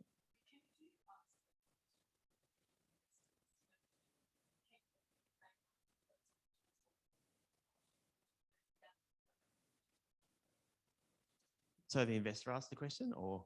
No, not the investor. Yeah. No, actually they don't. They typically don't, and they should. Actually, it's absolutely. It's a marriage. So when you invest money in a company with a long-term view, it's it's a marriage. It lasts longer than a lot of marriages, actually. Yes, you actually kind of need to. Yeah, yes, you kind of need to like each other. You need to trust that person. You need to believe they're going to have your best interests at heart. They're going to be a good advisor. So there's a lot of elements there where you kind of need to believe that that person's going to be with you on the ride and be a really good fit. And they're going to be helpful. They're actually going to help you. Like when you have bad days, bad years, like they're actually going to be there. Like, because every business has, like every single business has bad days, bad years, and they go through the rocks. And those people that run a business here in the room, I'm sure you've gone through that experience as well. And you need to have investors that understand that that's just part of the journey as well. So welcome from Augusta Margaret River. Thank you. It's been a really interesting session, so thanks. Excuse my ignorance with this next question, but my understanding, and I could be totally wrong, is that with the angel investor sort of venture capital kind of framework, you're dealing with people who tend to be higher net worth sort of investors. And I think we've got, rules. ASIC probably has rules around mum and dad investors, how much they can invest, what they can invest in, and how safe that is. And I'm just wondering if there's an opportunity. I know that over in the US, Michael Schuman's an economist over there who's doing a lot of work on relocalizing investment, kind of basically exactly the opposite of what you just said, Glenn, around people thinking too small and needing to go big. I'm kind of wondering if there's an opportunity to do the opposite. And And I know we've got a crowdfunding for equity sort of framework that's opened up in Australia in recent years, but is there an opportunity to do similar things to what they're doing in the US and actually have an agency that sort of vets companies to some degree and supports them in their capacity and matches local investors to create kind of long-term relationships, where you tend to have that patient capital of mum and dad investors compared to maybe someone wanting a quick exit, and kind of build up a localized kind of relationship that does have a kind of a long-term investment aim, and it can help leverage some of the kind of latent capital in the community that tends to go straight offshore or go somewhere else, to actually utilize that for local economic development. I'll actually answer that. The reason why we launched Fund WA, my other partners are here in the room right now, actually. So we're all local. The reason we launched Fund WA is because we wanted to do something for WA. So we could have easily had an international investment view and be taking money from WA and investing it internationally, into some company that's doing some fantastic thing in Singapore or London or whatever. But we had a much more localized view, United States view, right? Which is what can we do for Western Australia, and how can we turn Western Australia, investment money into outcomes for Western Australian businesses, and grow that ecosystem here in Western Australia. So that was very much our thinking about how to do that. We didn't think hyper local because that's probably not the stage of maturity that the overall ecosystem is at yet. The state is probably a kind of a good place to start, the whole state. And in 10, 20 years time, we might be seeing some more different opportunities, but for the moment, West Australia is already, quite local. Saul, to your point as well, worth catching up with Ashish as well, that's worked on the virtual platform and some crowdfunding platforms with a lot of success, who introduced me to Glenn, which is funny because that's our network again. Once again, going back to, we called it the Southwest Angels, but the principle and the philosophy and was about that network of investors. At one of the pitch nights, we haven't got them all right. It's taken us a while to get those deals closed, but it was a local investor based in Yellingup that had divested from an industry that they'd invested in, and invested in 3 tech startups. And that was a guy in his 70s. And he was a local, putting $500,000 into 3 really great emerging digital technology firms. And they're the opportunities as a SWAT team across the region we can nurture and foster, I think. And it's just really about our connected network, advising people the best way to navigate their growth strategy. And if it's local, homegrown, and connected to a community, that's their ethos. Actually, one point I just want to add to that. What you're talking about there is also people that have business experience. Right. And so exactly right. So people that have been there, done that, got the battle scars, and actually can give not just cash, but advice as well. Cool. Something else I wanted to touch on, which Matt was sort of segueing there a bit, was around some of these emerging digital technologies. And we also heard this morning that that's, a really growth area for the region, which is great to hear. I guess for Matt in the Trade Start teams is something that you're, I guess working on across the region. And Glenn, you've come from a really strong tech background. So I'm keen to hear your thoughts on, as a region. And I think Charles has also had a focus on this for that Southwest Futures piece of work as well, which is fantastic. What can we be doing to actually support that as a growth sector here? I think it would link into our education partners as well. I think ECU and universities in the region as well, we've got to be investing in youth. We've got to give this entrepreneurial mindset to our youth. That, I remember at that Amtech forum they had the Woodside robotics guy, that used to build, cars, as his hobby, but he gave the directional console to a 15-year-old school kid that, because he had a gaming background, could instantly drive this thing around the room. He gave it to, a geriatric teenager, and I would have fallen over. It's actually encouraging that youth to actually think, oh, what are the next? Is it NFTs?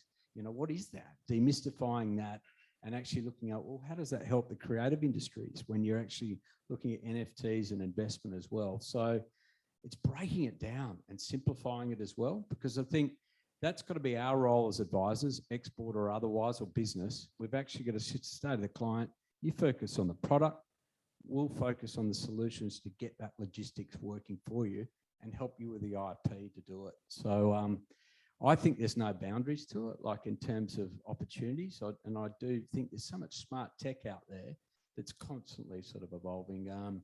And that's something we can cultivate regionally because we've got the expertise here. We also have the opportunity to recruit expertise globally. I was talking to a Silicon Valley venture capitalist the other day, and he was telling me that the average cost for an engineer in the Bay Area at the moment is 300 grand US a year.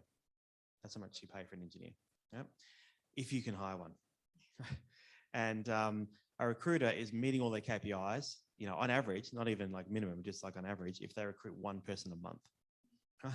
So exactly, right? Can you imagine being a full-time recruiter and you go, I recruited my guy this month. Yes, I'm such a winner, right? You know, right? It's almost astounding, isn't it, right? It's not just the talent we have available here that can potentially do those things. It's also that those people who live in those places can work remotely, right? And they can come here and they might not get paid 300 grand a year. Maybe they don't get paid 200 grand a year, you know, but they're getting paid 200 US a year to live in, you know, Margaret River, for example, right? Working for some company that's actually a, you know, Silicon Valley company from here, right? And we can recruit some of those people that work for those companies now and are living in a tiny apartment somewhere. You know, it's costing them an absolute fortune and their lived experience is not very great.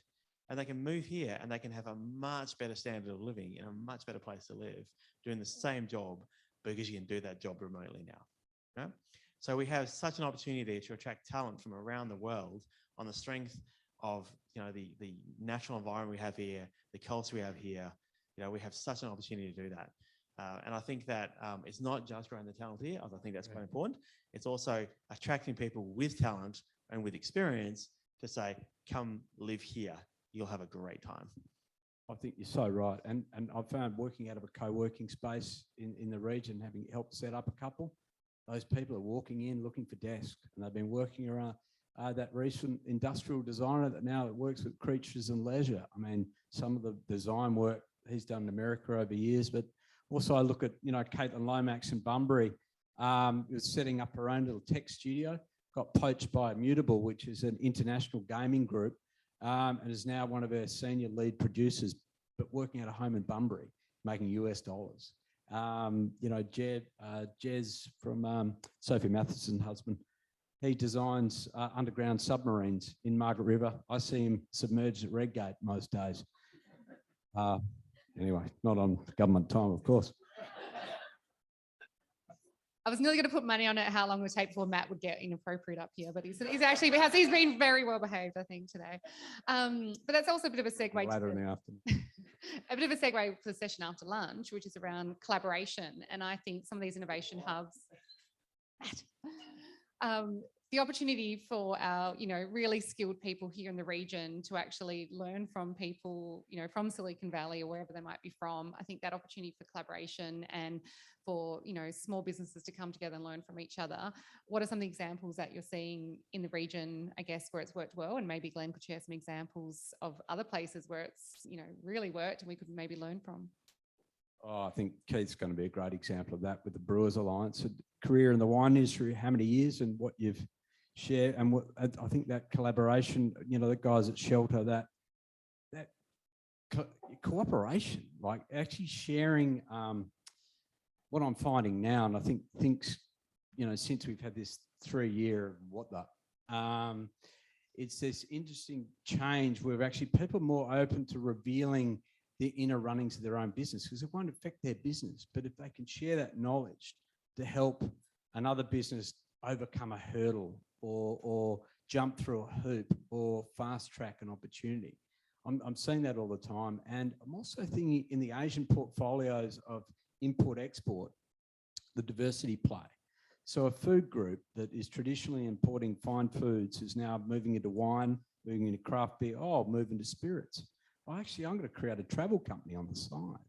And then leading into these other unique products, I can see this, it just becomes a much more complex but easier navigatable ecosystem, if you like. Glenn, have any Got examples? a heap of examples, but I'll probably, I'll email them. I think Matt's answered the question. So Okay. And I think just on that consolidation with export, and, you know, one of the challenges we do have here in the region, obviously, is around the logistics and particularly when it comes to cold transport. So is there anything you're seeing in the space of where we can actually have more collaboration in the sort of supply chain, whether it's just even from the southwest to Perth and then, of course, export? Yeah, I mean, that's a real challenge. I think the IFAM initiative that the Fed's implemented when COVID really hit, to get that uplift continuing over that period. Yeah, but in dealing with an Indonesian round table the other week, I stupidly put my foot in it and said, "Oh, but how come I'm sending all the wine to Melbourne, then get it shipped to Singapore, then to Jakarta?" That seems like a big, and the guy from Freo Ports was there. So to me, it said, well, we need to talk, because there's 20 wineries and 20 breweries and food producers that all need to consolidate. South Australians do it really well. They have actually, when IFAM hit, their industry bodies all came together and actually aggregated their exports together. And I think we've just got to get smarter at doing that and looking at that consolidated models to see how we can get things offshore together. And, like with the brewer, we had a couple of inquiries for the brewers to actually, okay, well, if we've got the IP here and we create the batches, what's wrong with establishing the brewery on site there if we own the IP, and have a tour of the brewers can go over and be at that Malaysian or Indonesian resort to make the beer for a while, but then the IP, the design is still here, but we don't have those, I guess those food miles and the sustainability issues of carting containers across the planet and not bringing it back. Thanks, Matt. I know we've got Peter from RewLife here. So things around the technology that's going to underpin some of these shared export opportunities is going to be really important as well. All right, I will open it up now if anyone else has got any questions. What I'd also really love to hear is some advice. Like I mentioned at the very start, I've had 0 regional clients for accelerating commercialisation, plenty in Perth. What can we be doing to actually support regional-based businesses? We use a massive cliche here, that whole stay local but have a global market. What can we be doing here in the city of Busselton and the Margaret River region? Please give us some tips of what we can do to support investment and help our local businesses into export markets. Pressure's on before lunch. Yes, more networking. Yes, Nola?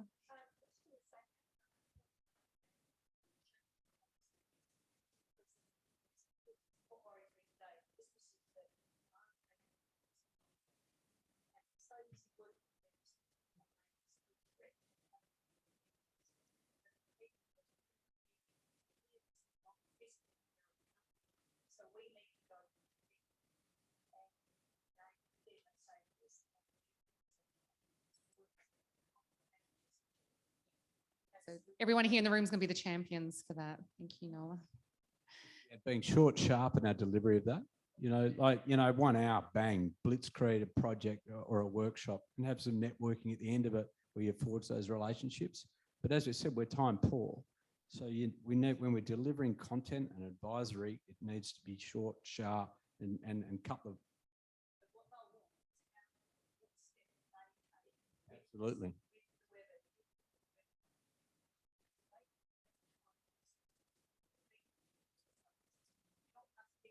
Yeah. And I think it's building, it's you navigators in the region, your business leaders, actually referring us back to clients. There's nothing better that comes in an inbox that says, I was chatting to so-and-so at a function. Can you talk to them about your export problem or opportunity? And I think that's where we can all collectively work as well. When we're not at that function, it is the follow-up and closing the loop. So you're right. And I think, Nola, it's really important to bring people together around some sort of alignment of goals and shared values. And that's where I've seen the Southwest Brewers Association Alliance, do such a good job. And I can't wait for Keith to share that story. Another great example with Malcolm yesterday in Walpole. So with ASW, we've been helping them with some tourism product incubators. And yesterday there was about 25 businesses all coming together for a focus around how can we actually leverage these new trails that are coming to the region. and the buzz in the room, because these businesses wanted to all work together. They wanted to see what the opportunities were, and they could see that it's going to be a bigger value for the whole region. So there's no need for them to be competing with each other. So there's that alignment of goals. So I think wherever we can find opportunities to bring businesses together around that alignment, we do need to be doing more of it. As the Mayor said, we need more of this. Sharing success stories as well. So the world is quite different. You know, you can easily build a very successful business, you know, right here, and you know, sharing those success stories so that people feel that sense of confidence that they can stay here. And there has been lots of, great examples from the region. Sorry, question? Yeah, thanks. Just business conditions in WA, what you think they're actually like for a business owner to get into business. I'm a business owner. I've been in business now for 15 years as a tradesman, and it's a very difficult market. It's a very difficult job. It's a very difficult occupation. There's no sugarcoating business. I've got to the point now where I'm about 1 or 2 people away from hitting a payroll tax of 5.5%. Nola, if you can do something about that, it'd be amazing. If anyone can do something about that, that's amazing. I have written a letter recently to the Treasurer to see if he can do something about it. But I mean, we are competing against mining wages. So that's super inflated. And I think it's time to lift the ceiling because, you know, a lot of us are the fabric of the community. We employ a lot of people, and it's kind of it disincentivizes you to kind of hit that success that you want to hit. And you know, you could hit if you don't have to pay a 5.5% tax, which we pay enough tax as it is. Not having a go at you guys, but I'm just wondering what you think. I mean, maybe there's a bigger picture. Maybe it's on a state level, maybe it's a national level. Maybe we're not giving business the opportunity to actually succeed by putting a roof on their head. Well, before I'll pass to the state government rep on the panel, I will just comment that I guess this is where I hope that technology and innovation can play a role. We know small businesses are really hurting from the staff shortages, really hurting from supply chain issues and rising costs of inputs. So it's hurting small businesses across the board, and hopefully technology and innovation can play a role, but that's a bit of a long-term play and not going to help the pain that you're in right now. In terms of the support state government can do, I'm handballing that one to Matt. Yeah, I love the great Aussie handball. I was a rover at footy, so I'll keep handballing. But to share, you know, I had my own business for a number of years, and it frustrated the hell out of me. You know, I had an export consolidation business, a marketing graphic design firm. It was easier to get the government job. I couldn't get it. I couldn't get a mortgage for my house, even, and because I was trying to make. So you know, I walked in with a pay slip, and there you go, for the government, you can have your mortgage. So I feel for you, and I'm part of this, that entrepreneur in me to want to get back out there. So look, I think whatever we can collectively do to work on taxes and obstacles for small business, put it in writing, you know, keep it brief. I want you War and Peace, but get my contacts up. I will follow up, and I will have a crack for anyone trying to make it easier and shortcut the bureaucratic process, because that's what we have to do as advisors in government, is actually try and help you shortcut it. At least have a go at it and make it easier for you to get through those hurdles, because you're right, we don't want small business failure. We want small business sustainability. And I think local government has a role to play here as well. I'm not going to be pointing. Got to be fingers. on the same page. We have to, you know, like collectively. I think removing as much red tape as we can. I know City of Busselton's working really hard to minimise some of that regulation and red tape, and we need to keep working at that as much as we can. Now, I think Sana had a question. And Tash, can I just Barry? follow that up very quickly? Look, I'm just a retired pensioner these days, but I've worked in this space for 30 years, and unfortunately, at the state level, the state governments around Australia are saddled with the 3 ugly sisters. That's stamp duty, payroll tax, and land tax. And I'd just say that that's why it's all sort of linked, you know, between local government, state government, federal government. And you'll notice the current debate about WA's GST share. Well, I'm not a secessionist, but that was an issue that I would have become one on unless it had been fixed to be fair. So that bounces up through the layers of government. That's something we've got at least a fair deal on now, and we've got to hang on to it very, very, very strongly. Thanks, Barry. And I think as a small business owner, you really got to be focusing on the things you can control and not what you can't control. So I think that's where we want to look for innovation in the things that we can control. Sana, did you have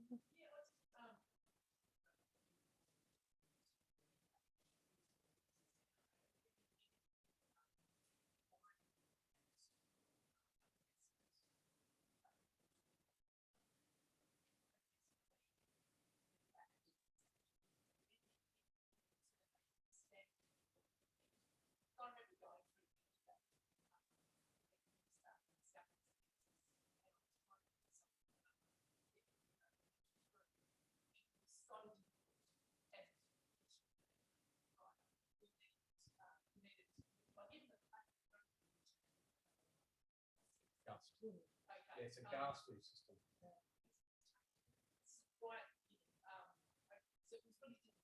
There's a simple expression of interest form now. Yep.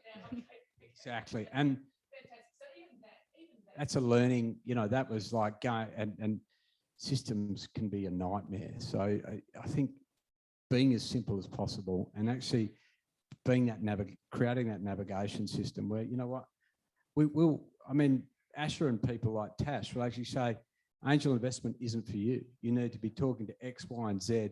And they've actually thought about those grant rounds coming up and some co-investment programs as well.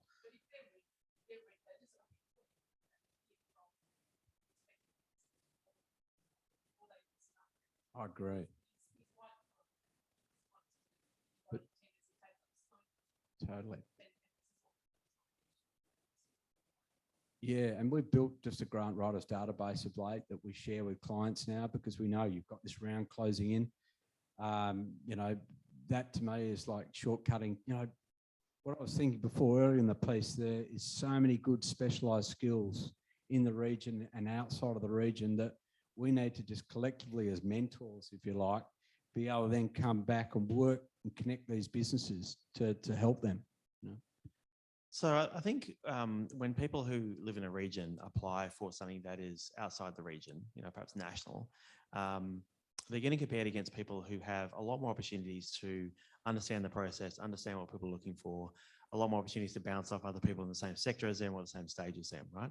So the quality of the application is more likely to be of high quality because they actually understand, you know, what the people are looking for. And I think while we want to have people who are putting in high quality applications and have high quality businesses, I do think there's a role to play there for multiple, you know, players in the ecosystem to help people to understand what that needs to look like, right? And actually, I'd actually say to be kind, right? To actually say, you know what, you actually aren't ready yet, you know, but that doesn't mean that you're bad people or that you're worthless. You're just not ready yet, and that's okay, you know. Like, and you know, this is opportunity to learn and opportunity to fix that, and then actually kind of have another chance to try again. So, like when Tash, you talk about you know, going for AC, right? That's a national application. If you're coming from a small town in the wet belt, say, your opportunity to understand what that really needs to look like is difficult, right? And my view around that is that, you know, you need to have a bit of infrastructure kind of earlier in the piece so that people have the support when they need it to be able to get through those processes to make themselves ready. Great point, Glenn. Now, Paul has stood up and he's creeping towards me, which means we're getting kicked off the stage very soon. We have one last question that we'll get away with, I think. It's not so much a question. I think just on your question in regards to what can we do, I represent the Margaret River Chamber, and our businesses don't have time, right? Because they have no staff, so they have to work in their business, like Nola was saying. So I suppose that's where it's just so hard, because for me, and maybe I'm wrong, but for me, funding means growth, and we can't back up growth because we don't have staff. But would you say funding is always in regards to growth, or can funding also mean restructuring your business, or, you know, that you don't necessarily, because I think people are scared when they hear funding because they think the same for me, right? I've always been interested. I own Swell Stays, we manage holiday homes. And we can't grow because we don't have the cleaners to back it up. So for me, funding is like, oh no, we can't do that. So is it necessarily growth, or is it also restructuring? There's different kinds of funding, Yeah. And so you got to match the funding with what you want, right? What you're trying to achieve. So I'm unashamedly in the growth funding area, right? So if it's not a growth business, I'm not the right person to talk to. Sure. And we'll say that, like, just go talk to someone else. Here's the other people you should go talk to. So I think it's very much kind of like trying to match what you're trying to do and say, okay, is this appropriate for a government grant? Is it appropriate for growth funding? Is it appropriate for something else, right? And then kind of like targeting that, what you're actually trying to achieve. There is some funding around, and it's worthwhile spending an evening as a small business owner just going and trying to find some of that funding, because you might be surprised what you're eligible for and kind of what it might spark, as well as to what you might be able to achieve with that funding as well. Okay. Can I just add as a little comment for anyone in the tourism industry? We found that our guests are not having the same experience because they go to a restaurant where they have no staff and they wait for their meal for an hour and they don't, my parents came to visit in April from Holland and they were like, if my grandkids weren't here, we would not come back. We didn't, get that experience. So we've started telling all our guests, in their little check-in details, we've said, look, please beware.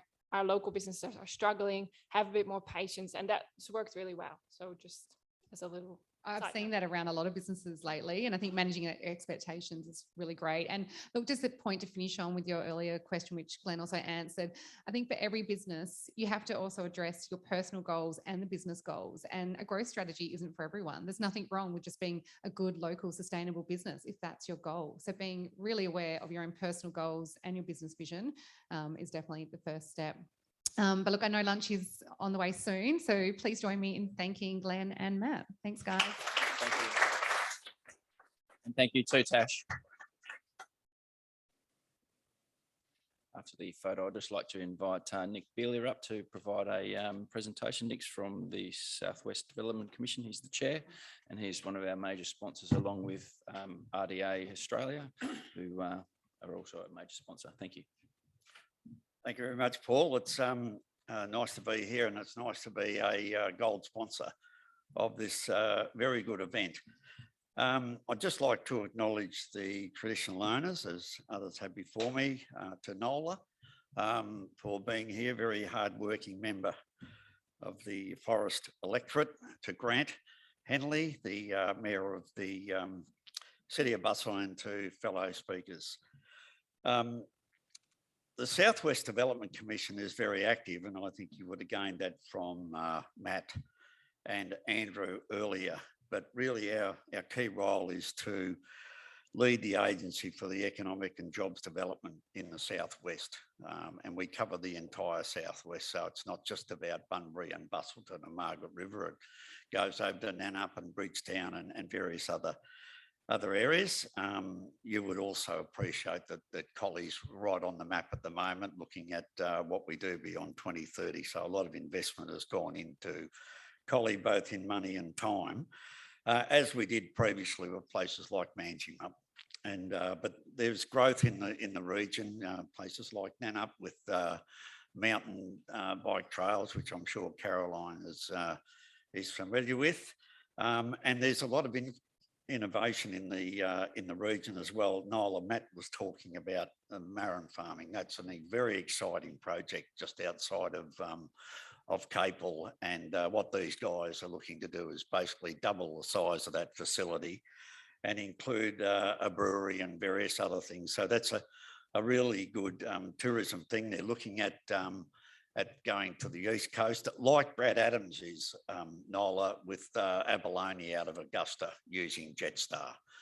So that's one of the real benefits of it. Another thing that was raised previously, and Nola raised a good question about how do we get out to people who haven't just got time to tell people about their business and grow it. And one of the things coming up is this year's REDS grants, Regional Economic Development grants, are coming up. And I'll be talking to the Commission, and Ash is down the back of the room, that one of those good ideas, I think, Nola, is to get out to chambers of commerce and promote REDS, where small businesses can get involved in innovation and getting funding to help them along. And, there's other exciting things. I mean, I think this is just a wonderful region. When you drive down here and you look at our infrastructure, what we've got here is just incredible, and it covers the whole region, and it's and we're all in it together to try and make it as good as we possibly can. You know, proving things like the Australind, the speed of the Australind coming to Bunbury, all of those things is helping the transport infrastructure. I'd just like to have a little plug here at the moment while I'm here about the Busselton Margaret River Airport. It's been a project that's been on the go for a long time. And for instance, Grant, you might remember in October 19, we did the launch in Busselton for Jetstar. That was in 2019. So all this time's gone. But eventually the service commenced on the 6th of April this year. It's going very well. The load factors, I think, Naomi, are in the high 80% at the moment. And those that were there will recall Gareth Evans, who's the CEO of Jetstar, saying, I want to prove up this service. I want to make it sustainable. Ideally, we go to additional services each week, and then we'll start looking beyond that. So that was a very good launch. Now, there are problems with the airport in terms of primarily in departures. So it was very pleasing that, and in discussions with Naomi and the city of what we needed to do. So that funding announced by the minister today of $1 million will cover the departures terminal. So you'll be able to accommodate a full A320 in a departures hall. So there won't be a hesitation going through security. It also covers, Shana, the ground handling area as well. So better facilities for staff in the ground handling, and then also extending the car park, Grant. So, you know, it can accommodate not only the Jetstar passengers, but also that growing market the city has tapped into of fly in, fly out. There's an enormous amount of people shifting to the southwest who are in the fly in, fly out market. And that's a credit to the city, going from 24 services a week, probably up to about 30. I think, Naomi, before too long. So it's a growing market.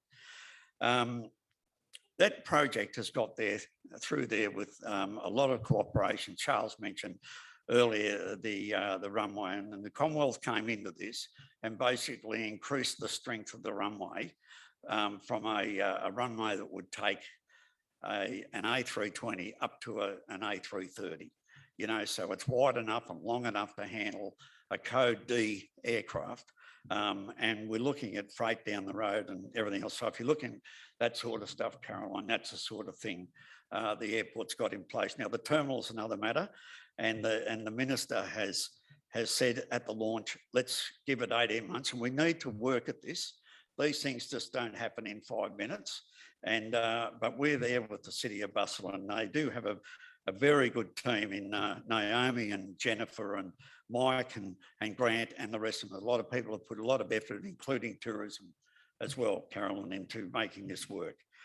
But really, from the Commission's point of view, we like to be the group that goes in there and helps and explores the ideas and brings them into reality. And it's been and I'd like to acknowledge the Southwest Development Commission staff who work very, very hard to try and make things happen in the Southwest. But as I said, it's a fantastic region. We should not lose sight of that. And it's not the least of the work that people like Nola have done over the years and various other people. So thank you very much. And the Commission will be there to support the growth and development of the Southwest. Thank you.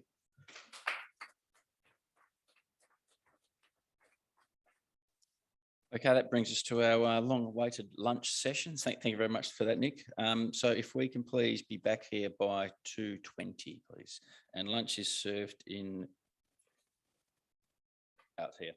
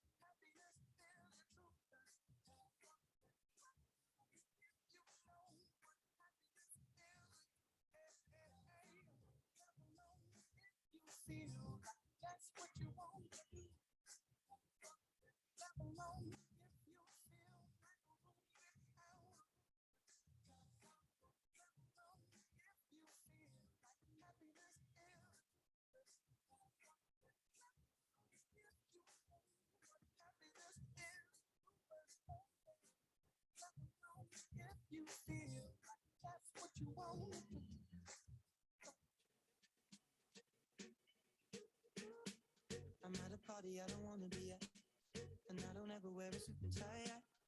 Wondering if I can sneak out the back. Nobody's even looking me in my eye. Can you take my hand, finish my drink, say, shall we dance? Hell yeah. You know I love you, did I ever tell you? You make it better like that. Don't think I fit in at this party.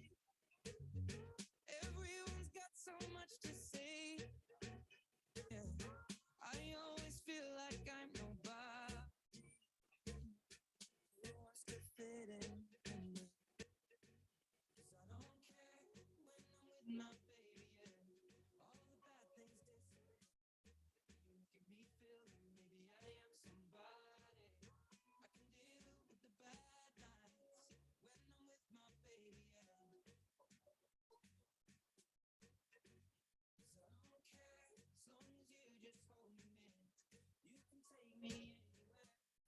You're making me feel like I'm loved by somebody.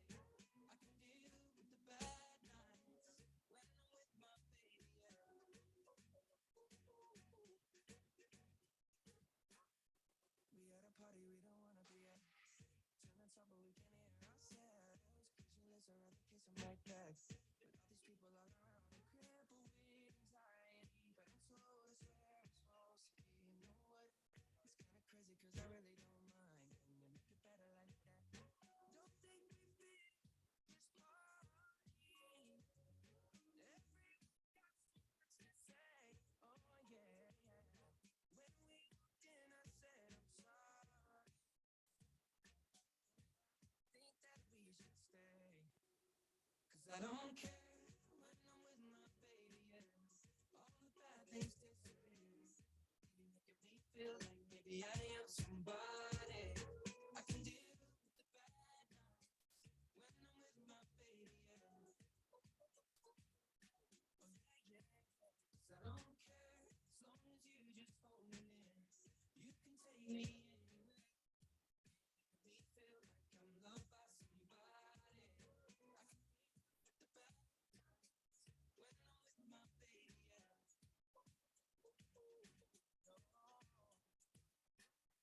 No, I don't like nobody but you. It's like you're the only one, yeah. I don't like nobody but you, baby. I don't care. I don't like nobody but you. I hate everyone here. I don't like nobody but you, baby, yeah. 'Cause I don't care when I'm with my baby, yeah. Bad things disappear. You're making me feel like maybe I am somebody. I can deal with the bad nights when I'm with my baby.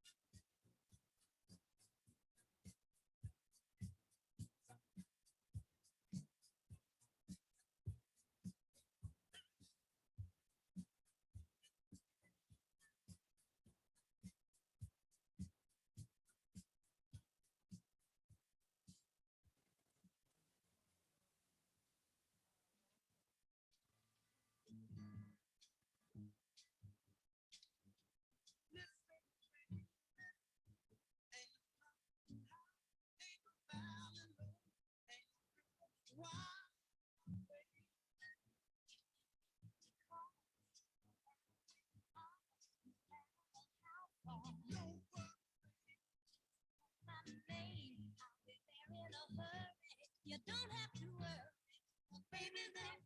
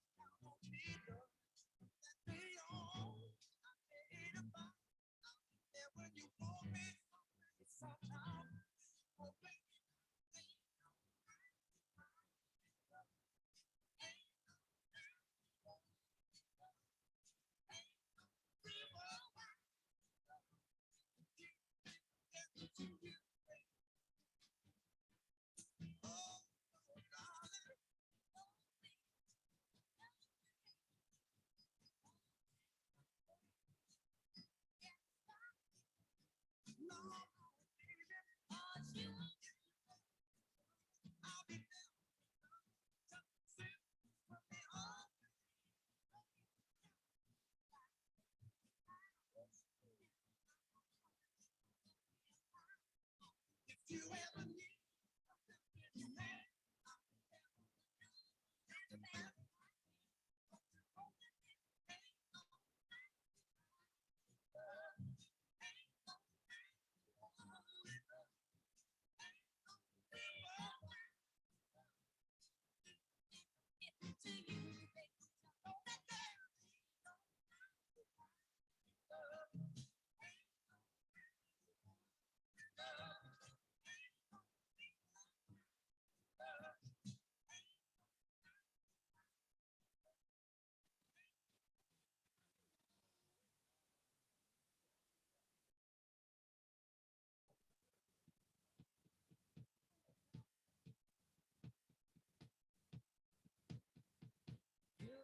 second I get my story straight. My friends are in the bathroom getting high in the Empire State. My lover, she's waiting for me just across the bar. My seat taken by some sunglasses, asking about a scar.